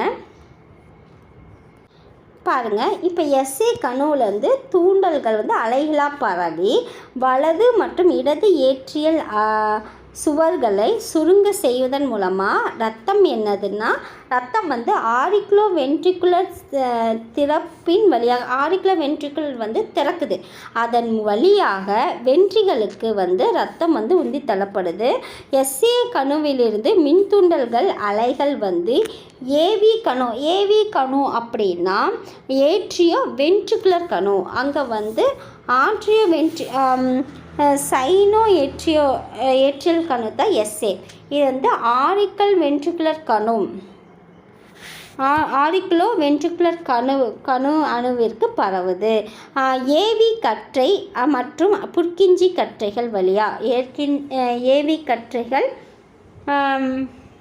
பாருங்கள் ஏவி கற்றை மற்றும் புற்கிஞ்சி கற்றைகள் வழியாக வென்ட்ரிகளுக்கு மின்தூண்டல் அலைகள் பரவி அவற்றை சுருங்க செய்கிறது. ஓகேங்களா, இதுவே வந்து பிக்சரில் பார்க்கலாம் பாருங்கள். மனித இதயம் எந்த வகையை சேர்ந்தால் மயோஜெனிக் வகை. இந்த இதய தசை காணப்படும் சிறப்பு பகுதியாக சைனோ ஏட்ரியல் கணு வந்து இது வந்து இதயம் சுருங்கிறதுக்கு வந்து சைனோ ஏட்ரியல் கணு இது சுருங்குவதை துவங்குது. இந்த வலது ஏற்றிய சுவரில் அதாவது அந்த சைனோ ஏட்ரியல் கனவு எங்கே இருக்குன்னா இந்த வலது சைடு தானே இதை பார்த்தோம்.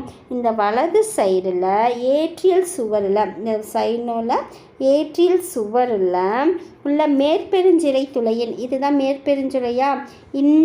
இந்த சுவரில் இதுதான் வலது ஏட்ரியல் சுவர்னு சொல்லுவாங்க. இதில் வந்து மேற்பெருஞ்சிரை இருக்குது. இந்த சிரையின் இந்த துளையோட பக்கத்தால் தான் என்ன இருக்குன்னா சைனோ ஏட்ரியல் கணு இருக்குது. இந்த கணு தான் மேற்புறம் எப்படி இருக்குன்னா அகன்றும் கீழ்ப்புறம் வந்து குறுகியும் காணப்படுது. இது மெல்லிய தசை நாரிலால் ஆனது. இந்த எஸ்ஏ கணு தான் என்னதுன்னா பேஸ்மேக்கராக இருக்குது. இது இதயத்தை துடிப்புகளுக்கு மின் தூண்டலை கொடுப்பது எதுனா எஸ்ஏ கணு தான். இப்போ இதய தசை சுருங்குவதை தோன்றுவிக்குது. அடுத்தது எஸ்ஏ கணுவிலிருந்து தூண்டல்கள் வந்து அலைகளாக பரவி வலது சைடு இடது ஏரிக்கல் சுவர்களை சுருங்க செய்யுது. இப்போ இங்கேருந்து தான் பரவி இப்படி போகுது. ஓகேங்களா, இங்கேருந்து பரவி வலது இடது ஏற்றிய சுவர்களை சுருங்க செய்யுது. அதன் மூலமாக ரத்தம் வந்து ஆரிக்குலர் வென்ட்ரிகுலர் திறப்பை இங்கே ஆரிக்குலர் வென்ட்ரிகுலர் சுவர் இருக்கு இல்லையா, இது மூலிமா இது திறக்கிறதுனா திறப்பின் வழியாக வென்ட்ரிகுலர் உள்ளார போகுது. ஓகேங்களா, அந்த மின்காந்தல் வந்து உள்ளார போகுது. அதன் மூலிமா வந்து உந்தி தள்ளப்படுகிறது. அப்போ எஸ்சி கணுவிலிருந்து மின் தூண்டல்கள் அலைகள் வழியாக ஏட்ரியோ வென்ட்ரிகுலர் கணுவிற்கு பரவுது. இந்த ஏட்ரியோ வென்ட்ரிகுலர் கற்றை மற்றும் புற்கிஞ்சி கற்றைகள் வழியாக என்ன ஆகுது, வென்ட்ரிக்கலுக்கு மின்தூண்டல் வழியாக மின்தூண்டல் அலைகள் பரவி இதையும் சுருங்க செய்யுது. ஓகேங்களா. நியூரோஜெனிக் இதய துடிப்பு, மயோஜெனிக் இதய துடிப்பு. மயோஜெனிக் நம்ம பார்த்தோம் இல்லையா. இப்போ நியூரோஜெனிக்னா உண்டாவது நரம்பு தூண்டல்கள்னு சொல்லுவாங்க. இத்தூண்டல்கள் இதயத்தின் அருகில் உள்ள நரம்பு முடிச்சினால் தூண்டப்படுது. இது இதயத்தின் உள்ள நரம்பு முடிச்சலாம். வலைதசை புழுக்கள் பெரும்பாலான கணுக்களில் காணப்படுவது நியூரோஜெனிக் இதய துடிப்பு. வலைதசை புழுக்கள் பெரும்பாலான கணுக்கள். மயோஜெனிக் இதய துடிப்புனா மாறுபாடடைந்த சிறப்பு தன்மை வாய்ந்த இதய தசை நார்களால் தூண்டப்படுவது மெல்லுடலிகள் முதுகெலும்பிகள் மூலிமா காணப்படுது. ஏவி கற்றையை கண்டறிந்தவர் யாருன்னா ஹிஸ். ஓகேங்களா. 1893 இது இஸ் கற்றைன்னு சொல்லுங்கள். ஏவி கற்றை கண்டறிந்தவர் ஹிஸ் கற்றை, ஹிஸ்ங்கிறவர். அதனால் இஸ் கற்றைன்னு 1893 கண்டுபிடிச்சிருக்காங்க. அடுத்தது நாடி துடிப்பு அப்படின்னு பார்த்திங்கன்னா இதய துடிப்பின் போது ரத்தமானது என்ன பண்ணுதுன்னா தமனிக்குள் உந்தி தள்ளப்படுது. இது நாடி துடிப்புனா இதய துடிப்பின் போது ரத்தமானது தமனிக்குள்ளே உந்தி தள்ளப்படுது. ஒரு முறை, அதாவது உந்தி தள்ளி ரத்தம் ஒவ்வொரு முறையும் தமனிக்குள் உந்தி தள்ளப்படும் போது தமனிகள் என்னப்படுதுன்னா விரிவடை. ஒரு முறையில் ஒவ்வொரு முறையும் இதய துடிப்பின் போது ரத்தம் தமனிக்குள்ளே உந்தி தள்ளுது. அப்படி ஒவ்வொரு முறையும் போகும்போது தமனிகள் விரிவடையுது. விரிவடைவதை தான் நாடி துடிப்புன்னு சொல்கிறாங்க. உள்ள தளம் விரிவடையுது இல்லையா, அதுதான் நாடி துடிப்புங்கிறாங்க. இது மணிக்கட்டின் அருகில் உள்ள தமனியின் மீது விரல் நுனியினை வைத்து உணரலாம். இது நம்ம பார்க்கலாம் கரெக்டாக தமனிகள் மூலமாக ரத்தம் போகுதா அப்படின்னு நம்ம மணிக்கட்டில் வச்சு பார்க்கலாம். இயல்பான நாடி துடிப்பு ஒரு நிமிடத்திற்கு 70-90 முறைகள் காணப்படுது. அடுத்தது இதய சுழற்சி. ஓகேங்களா. இப்போ நம்ம டாபிக் இதய துடிப்பு முடிச்சிருக்கோம். இதில் ஒரு 3 கேள்விகள் நம்ம கேட்கலாம். இது பார்த்திங்கன்னா மனித இதயம் எந்த வகையை சார்ந்தது? ஓகேங்களா. 2 வகை நம்ம பார்த்தோம். அதில் எந்த வகையை சார்ந்தது? 2வது கொஷின், பேஸ் மேக்கராக செயல்படுத்துவது எந்த கணு? ஓகேங்களா. அடுத்தது 3வது கொஷின், நாடி துடிப்பு ஒரு நிமிடத்திற்கு எத்தனை முறைகள் துடிக்குதுன்னு கேட்குறாங்க. ஓகேங்களா. இந்த 3 கொஷின் கமெண்ட் செக்ஷனில் கமெண்ட் பண்ணுங்கள். அடுத்தது இதய சுழற்சி. ஒரு இதய துடிப்பு துவங்குவதற்கும் முடிவதற்கும் இடைப்பட்ட வரிசை கிரகமான நிகழ்வுகள் கார்டியாக் சுழற்சின்னு சொல்லுவாங்க. ஒரு இதய துடிப்பு ஸ்டார்ட் பண்ணுறதுக்கும் முடிவதற்கும் இடைப்பட்ட வரிசை கிரகமான நிகழ்வுகள் தான் இதய சுழற்சின்னு சொல்லுவாங்க. இதுக்கு பேர் கார்டியாக் சுழற்சின்னு சொல்லுவாங்க. இப்போ கார்டியாக் சுழற்சின் போது ரத்தமானது இதயத்தின் அறைக்குள்ளே குறிப்பிட்ட திசையில் செல்லும். ஒவ்வொரு இதய சுழற்சியிலும் எத்தனை முறை வினாடிகளில் முடிவடையும்னா 0.8 செகண்ட்ஸில் முடிவடையும். 0.8 செகண்ட்ஸில் முடிவடையும். இதய சுழற்சி கீழ்கண்ட நிகழ்வுகளை உள்ளடக்கியதுன்னு சொல்கிறாங்க. என்னென்ன நிகழ்வுகள் அப்படின்னு பார்த்தா ஏட்ரியல் சிஸ்டோல், வென்ட்ரிகுலர் சிஸ்டோல், அடுத்தது வென்ட்ரிகுலர் டயஸ்டோல். ஓகேங்களா. ஒன்று ஏட்ரியல் சிஸ்டோல், இன்னும் வென்ட்ரிகுலர் சிஸ்டோல், இன்னும் ventricular diastole. Atrial systole auricle சுரக்கம். ஏட்ரியல் சிஸ்டோல் ஆர்ட்ரிக்கல் சுரக்கம் பார்த்திங்கன்னா 0.1 செகண்டில் நடக்கும். வென்ட்ரிகுலர் சுருக்கம் பார்த்திங்கன்னா 0.3 செகண்ட்ஸில் நடக்கும். வென்ட்ரிக்கல் டயஸ்டோல் வென்ட்ரிக்கல் விரிவடைகிறதுனால 0.4 வினாடி இருக்கும். ஓகேங்களா. செகண்ட்ஸ் இது எல்லாமே செகண்ட். 0.1, 0.3, 0.4. இது ஆரிக்கல் சுருக்கமடையுது, இது வென்ட்ரிக்கல் சுருக்கமடையுது, இது வென்ட்ரிக்கல் விரிவடையுது தான் டயஸ்டோல். இது 0.1 செகண்ட், 0.3 செகண்ட்ஸ், இது 0.4 செகண்ட்ஸ். அடுத்தது இதய ஒலிகள்.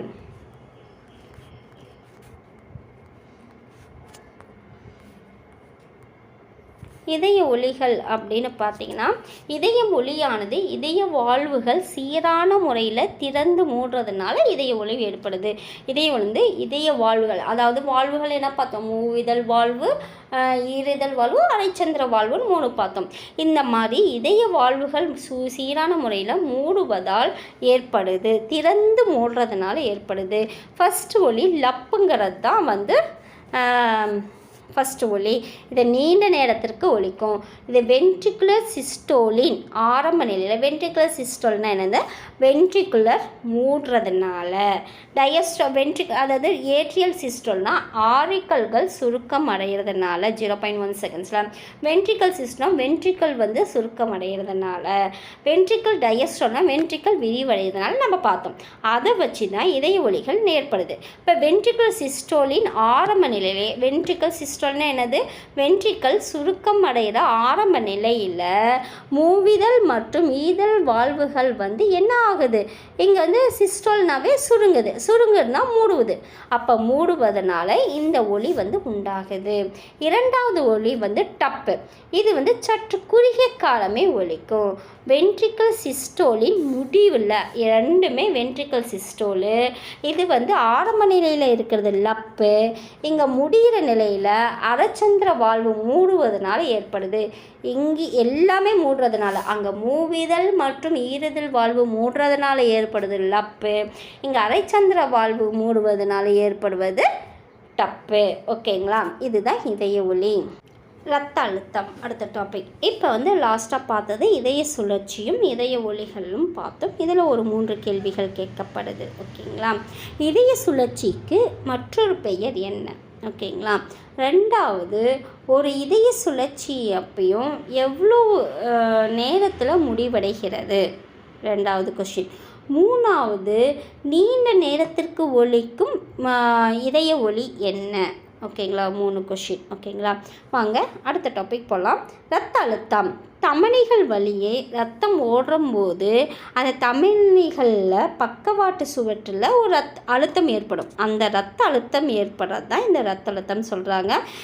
இதயம், அதாவது இரத்த அழுத்தமானது தமனிகளில் அதிகமாக அதிகரித்து ஆர்ட்ரியோல்கள் மற்றும் தந்துதிகளில் படிப்படியாக குறைந்து பின்னர் சிரையில் மிக குறைந்து இரத்த அழுத்தம் காணப்படுது. ஃபஸ்ட்டு இரத்த அழுத்தம் எப்படி காணப்படும்? ஃபஸ்ட்டு தமனிகளில் இரத்த அழுத்தமானது தமனிகளில் ஃபஸ்ட்டு அதிகமாக காணப்படும். அடுத்தது ஆரியோல்கள் அல்லது தந்துதிகள் மற்றும் தந்துதிகள், ஆர்ட்ரியோல்கள் மற்றும் தந்துதிகளில் குறையும். அப்புறம் கடைசியாக சிரைகளில் மிக ரொம்ப குறைஞ்சி காணப்படும். இதுதான் இரத்த அழுத்தம் படிப்படியாக குறையிறது காணும். இது 2 டைப் இருக்குது. ஒன்று சிஸ்டோலிக் அழுத்தம், இன்னொன்று டயஸ்டோலிக் அழுத்தம். சிஸ்டோலிக் அழுத்தம்னா என்னென்னா வென்ட்ரிகுலர் சிஸ்டோல்னால் என்னென்னா வென்ட்ரிக்கல் சுருங்கும் போது, அதாவது 0.3 செகண்ட்ஸில் நம்ம பார்த்தோம். அந்த வென்ட்ரிக்கல் சிஸ்டோல் நிகழ்வின் போது இடது வென்ட்ரிக்கல் சுருங்குவதனால, எந்த வென்ட்ரிக்கல்? இடது வென்ட்ரிக்கல் சுருங்குவதனால ரத்தம் பெருந்தமனிக்குள்ள மிக வேகமாக செல்லுது. ரத்தம் இப்போ இடது வென்ட்ரிக்கல் சுருங்குறதுனால ரத்தம் வேகமாக பெருந்தமனிக்குள்ள செலுத்தப்படுது. இந்த நிகழ்வின் போது ஏற்படும் மிகை அழுத்தம் தான் சிஸ்டோலிக் அழுத்தம். ஓகேங்களா? அடுத்தது டயஸ்டோலிக் அழுத்தம்னா என்னென்னா இடது வென்ட்ரிக்கல் விரிவடைவதன் காரணமாக அழுத்தம் அதாவது இடது வென்ட்ரிக்கலின் விரைவடைதல் காரணமாக அழுத்தம் குறையுது. இந்த குறை அழுத்தம் தான் டயஸ்டோலிக் அழுத்தம்.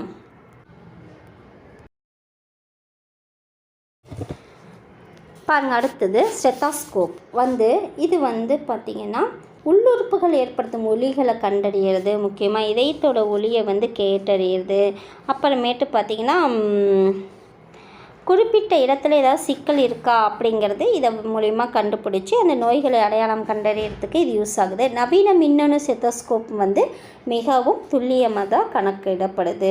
அடுத்தது பார்த்திங்கன்னா ஸ்பெக்மனோமீட்டர் அப்படின்னு பார்த்திங்கன்னா இரத்த அழுத்தத்தை கண்டறிய உதவும் மருத்துவ உபகரணம் தான் ஸ்பெக்மனோமீட்டர்னு சொல்கிறாங்க. இக்கருவியை கொண்டு ஒரு மனிதனின் தமனி அப்போ மேற்கிற அந்த தமனின் அழுத்தம் அவர் ஓய்வாக உள்ள நிலையில் அளவிடப்படுது. மேற்கிற தமனியில் இருக்கிற அழுத்தத்தை வந்து அவர் ஓய்வாக நிலையில் அளவிடப்படுது. இரத்த ஓட்டத்தினை நிலையையும் இதயம் செயல்படுவதையும் கண்டறிவது. இரத்த ஓட்டத்தை நிலையும் இதயம் செயல்படுவதையும் கண்டறிய இது உதவுது. ஓகேங்களா. அடுத்தது குறைந்த அல்லது உயர்ந்த இரத்த அழுத்த நிலையை கண்டறியறதுக்கு மேனோமெட்ரிக் அல்லது நவீன எண்ணியல் டிஜிட்டல் வகையினை உபகரணங்கள் இரத்த அழுத்தத்தினை அளக்க உதவும் சாதனங்களாகும். இன்னொன்று இருக்குது. ஒன்று மேனோமெட்ரிக் அல்லது நவீன எண்ணியல், அது டிஜிட்டல். இதுவும் வந்து இரத்த அழுத்தத்தினை கலக்கிற மற்றொரு சாதனமாக இங்கே பார்க்கப்படுது. அடுத்தது வந்து இரத்த வகைகள் அப்படின்னு பார்த்தோம்னா என்னென்ன இரத்த வகைகள் இருக்குன்னா ஏபி ஓ இந்த மாதிரி நிறைய இரத்த வகை, அதாவது 4 இரத்த வகைகள் இருக்குது. ஏபி இந்த 4 வகைகள் இருக்குது. இதில் ஏபிஓ இந்த இரத்த வகையினை அடையாளம் கண்டவர் யாருன்னா காரல் லாண்டிஸ்டீனியர் அப்படிங்கிறவர் தான் 1900 காலகட்டத்தில் கண்டுபிடிச்சிருக்காரு. அடுத்தது ஏபிங்கிற இரத்த வகையினை கண்டறிந்தவர் என்ன டிகாஸ்டிலோ ஸ்டெய்னி அப்படிங்கிற 1902 வருஷம் கழித்து கண்டுபிடிச்சிருக்காரு. டிகாஸ்டிலோ ஸ்டெய்னிங்கிறவர். இதில் பார்த்திங்கன்னா மனித இரத்தத்தில் 2 இருக்குது. ஒன்று அக்ளூட்டினோஜன் அப்புறம்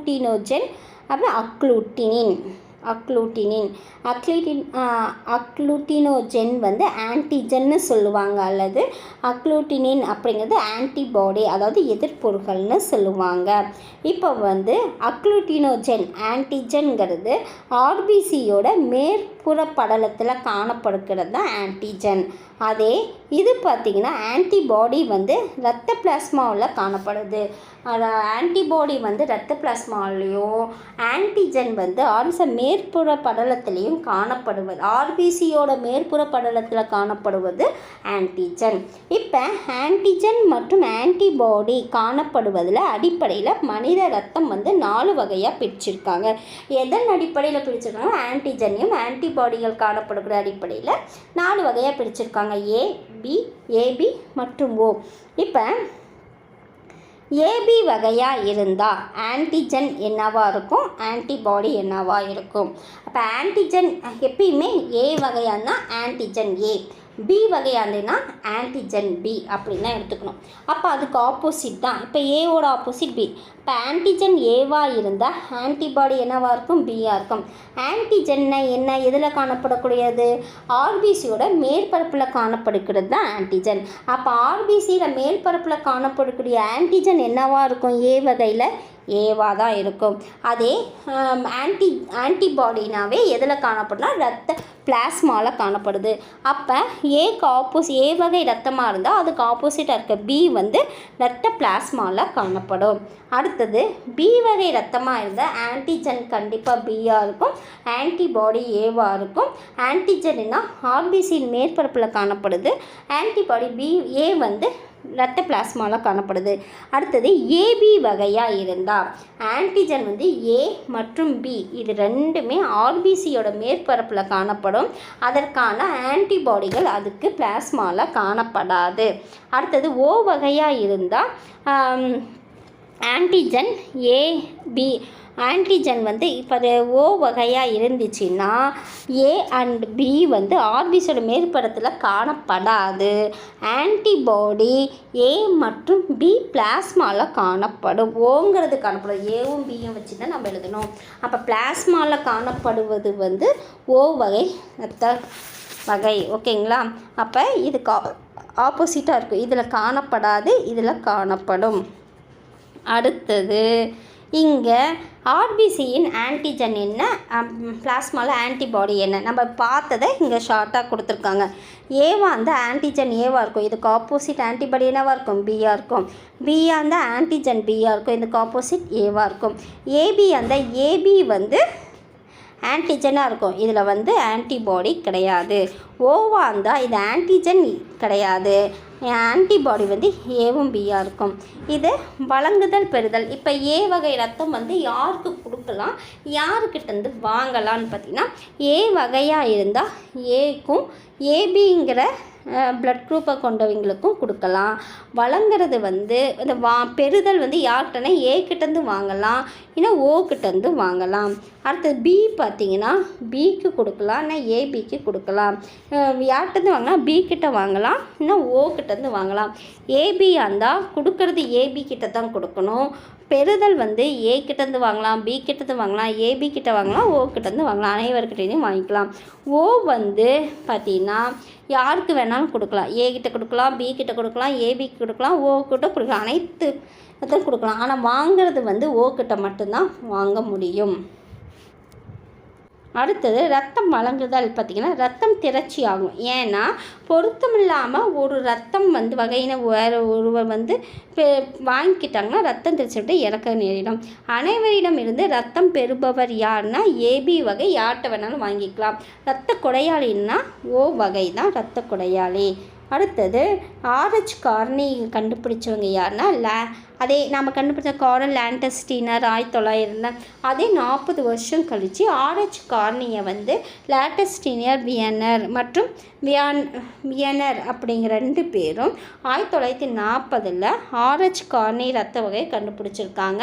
யாருக்கிட்ட இருந்தால் ரீசல்ஸ் இனக்குரங்கு ரத்தத்தில் இருந்துமே ஆர்ஹெச் கார்னியை கண்டுபிடிச்சிருக்காங்க.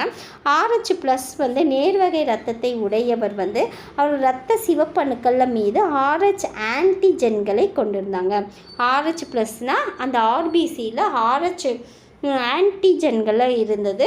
ஆர்ஹெச் மைனஸ்னால் ரத்தம் உடையோர் அதில் வந்து இல்லை, ஆன்டிஜென் வந்து ஆர்ஹெச் கிடையாது.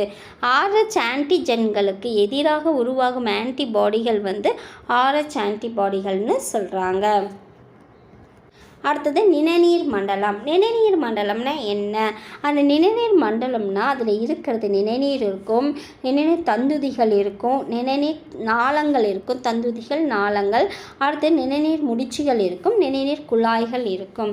நிணநீர் தந்துதிகள், நிணநீர் நாளங்கள், நிணநீர் முடிச்சுகள், நிணநீர் குழாய்கள். இப்படி வரிசையாக ஞாபகம் வச்சுக்கோங்க. அப்போ தான் இதை வச்சு லிங்க் பண்ணி நம்ம மற்ற இது பார்க்கலாம். இப்போ வந்து பார்த்திங்கன்னா இதெல்லாம் உள்ளடக்கிறது.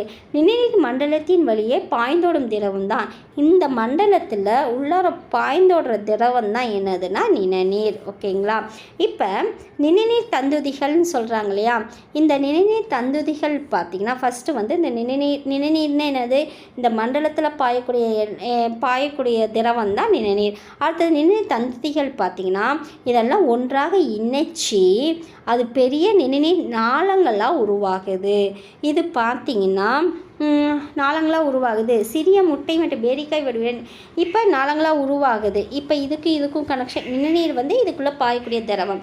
இப்போ நிணநீர் தந்துதிகள்னு எடுத்துக்கலாம். இதெல்லாம் இணைச்சி ஒரு பெரிய நிணநீர் நாளங்களாக உருவாகுது. இது 2 கனெக்ஷன் ஆயிடுச்சு. முடிச்சுகள் பார்த்திங்கன்னா இது சிறிய முட்டை இல்லைன்னா பேரிக்காய் வடிவமுடைய நிணநீர் முடிச்சுகள் வந்து நிணநீர் நாளங்களின் பாதையில் இது எங்கே காணப்படுது? நிணநீர் நாளங்களின் பாதையில் காணப்படுது. எதுலன்னா நிணநீர் நாளங்களின் பாதையில் காணப்படுது. அடுத்தது நிணநீர் அப்படின்னு பார்த்திங்கன்னா நிணநீர் தந்துதிகளின் இப்போ இங்கே பார்த்தோம் இல்லைங்களா? அப்போ நிணநீர் தந்துதிகள் இருக்கு இல்லையா? இதில் செல் இடைவெளியில் நிணநீர் காணப்படுது. இந்த தந்துதிகளில் செல் இடைவெளியில் நிணநீர் காணப்படுது. இந்த இரத்த தந்துதிகளின் சுவர்களில் உள்ள துளைகளின் வழியாக அது இரத்த தந்துதி சுவர்கள் இருக்கு இல்லையா? அதில் சின்ன சின்ன ஓட்டை இருக்கும் இல்லையா? அந்த துளைகளின் வழியாக என்னது? பிளாஸ்மா, புரதங்கள், இரத்த செல்கள் திசுக்களில் செல் இடைவெளிகளுக்குள் ஊடுருவும் போது நிறமற்ற நிணநீராக உருவாகுது. எதில் பார்த்தா நிணநீர் மற்றன்னா இரத்த தந்துதிகள் உள்ள சுவர்கள் உள்ள துளைகளின் வழியாக போகும்போது பிளாஸ்மா, புரதங்கள், இரத்த செல்கள் மூலமாக திசுக்களின் செல் இடைவெளியில் ஊடுருவும் போது அது என்ன கலரில் இருக்குது? நிறமற்ற நிணநீராக உருவாகுது. இரத்த பிளாஸ்மாவை இது பார்த்திங்கன்னா பார்க்க போனால் இரத்த பிளாஸ்மாவை மாதிரியே இருக்குது. அடுத்தது ஆனால் நிறமற்றது மற்றும் குறைந்த அளவு புரதத்தை கொண்டது. நிறமற்றது தான், ஆனால் குறைந்த அளவு புரதத்தை கொண்டது தான் இந்த நிணநீர். இதில் மிக குறைந்த அளவே என்னென்ன இருக்கும்? ஊட்டப்பொருட்கள் O2, CO2, நீர், WBC இருக்கும். இதில் வந்து ரொம்ப குறைஞ்ச ஊட்டப்பொருளாக ஆக்சிஜன், கார்பன் டை ஆக்சைடு, நீர், WBC காணப்படுது.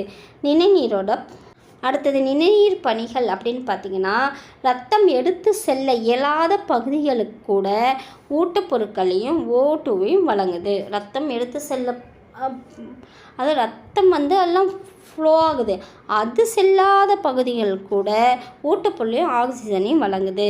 இது அதிகப்படியான திரவத்தையும் வளர்சிதை மாற்று பொருட்களையும் திசுக்களின் இடையில் திரவத்தையும் சரி வளர்சிதை மாற்ற பொருட்களிலும் திசுக்கள் இடையில் உள்ள புரதங்களையும் ரத்தத்திற்கு மீண்டும் கொண்டு வந்து சேர்க்குது. இது சிறு குடலினால் உறிஞ்சப்பட்ட கொழுப்பினை ரத்தத்திற்கு எடுத்துங்க. சிறு குடலினால் உறிஞ்சப்பட்ட கொழுப்பினை ரத்தத்துக்கு கொண்டுட்டு போகுது. குடல் உறிஞ்சிகளில் காணப்படக்கூடிய நிணநீர் தந்துதிகள் செரிக்கப்பட்ட கொழுப்பினை குடல் உறிஞ்சிகள் வந்து உறிஞ்சுது இல்லையா, அதில் நிணநீர் தந்துதிகள் செரிக்கப்பட்ட கொழுப்பினை வந்து உறிஞ்சுது. நிணநீர் உள்ள லிம்போசைடுகள் உடலை நோய் தாக்குதலிருந்து பாதுகாக்குது. நிணநீரில் இருக்கிற லிம்போசைடு வந்து உடலை நோய் தாக்குதலிருந்து பாதுகாக்கிறது.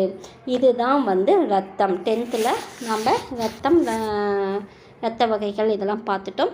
கண்டிப்பாக இதில் வந்து நம்ம குரூப் 2, குரூப் 2A, குரூப் 4 நிறைய இதில் வந்து கேள்விகள் கேட்கப்படுது. அதனால் நல்லா படிச்சுக்கோங்க. கண்டிப்பாக இந்த வீடியோ உங்களுக்கு பயனுள்ளதாக இருக்கும்னு நினைக்கிறேன். அப்படி இருந்தால் லைக் பண்ணுங்கள், சப்ஸ்கிரைப் பண்ணுங்கள், ஷேர் பண்ணுங்கள். நெக்ஸ்ட் வீடியோவில் பார்க்கலாம். நன்றி.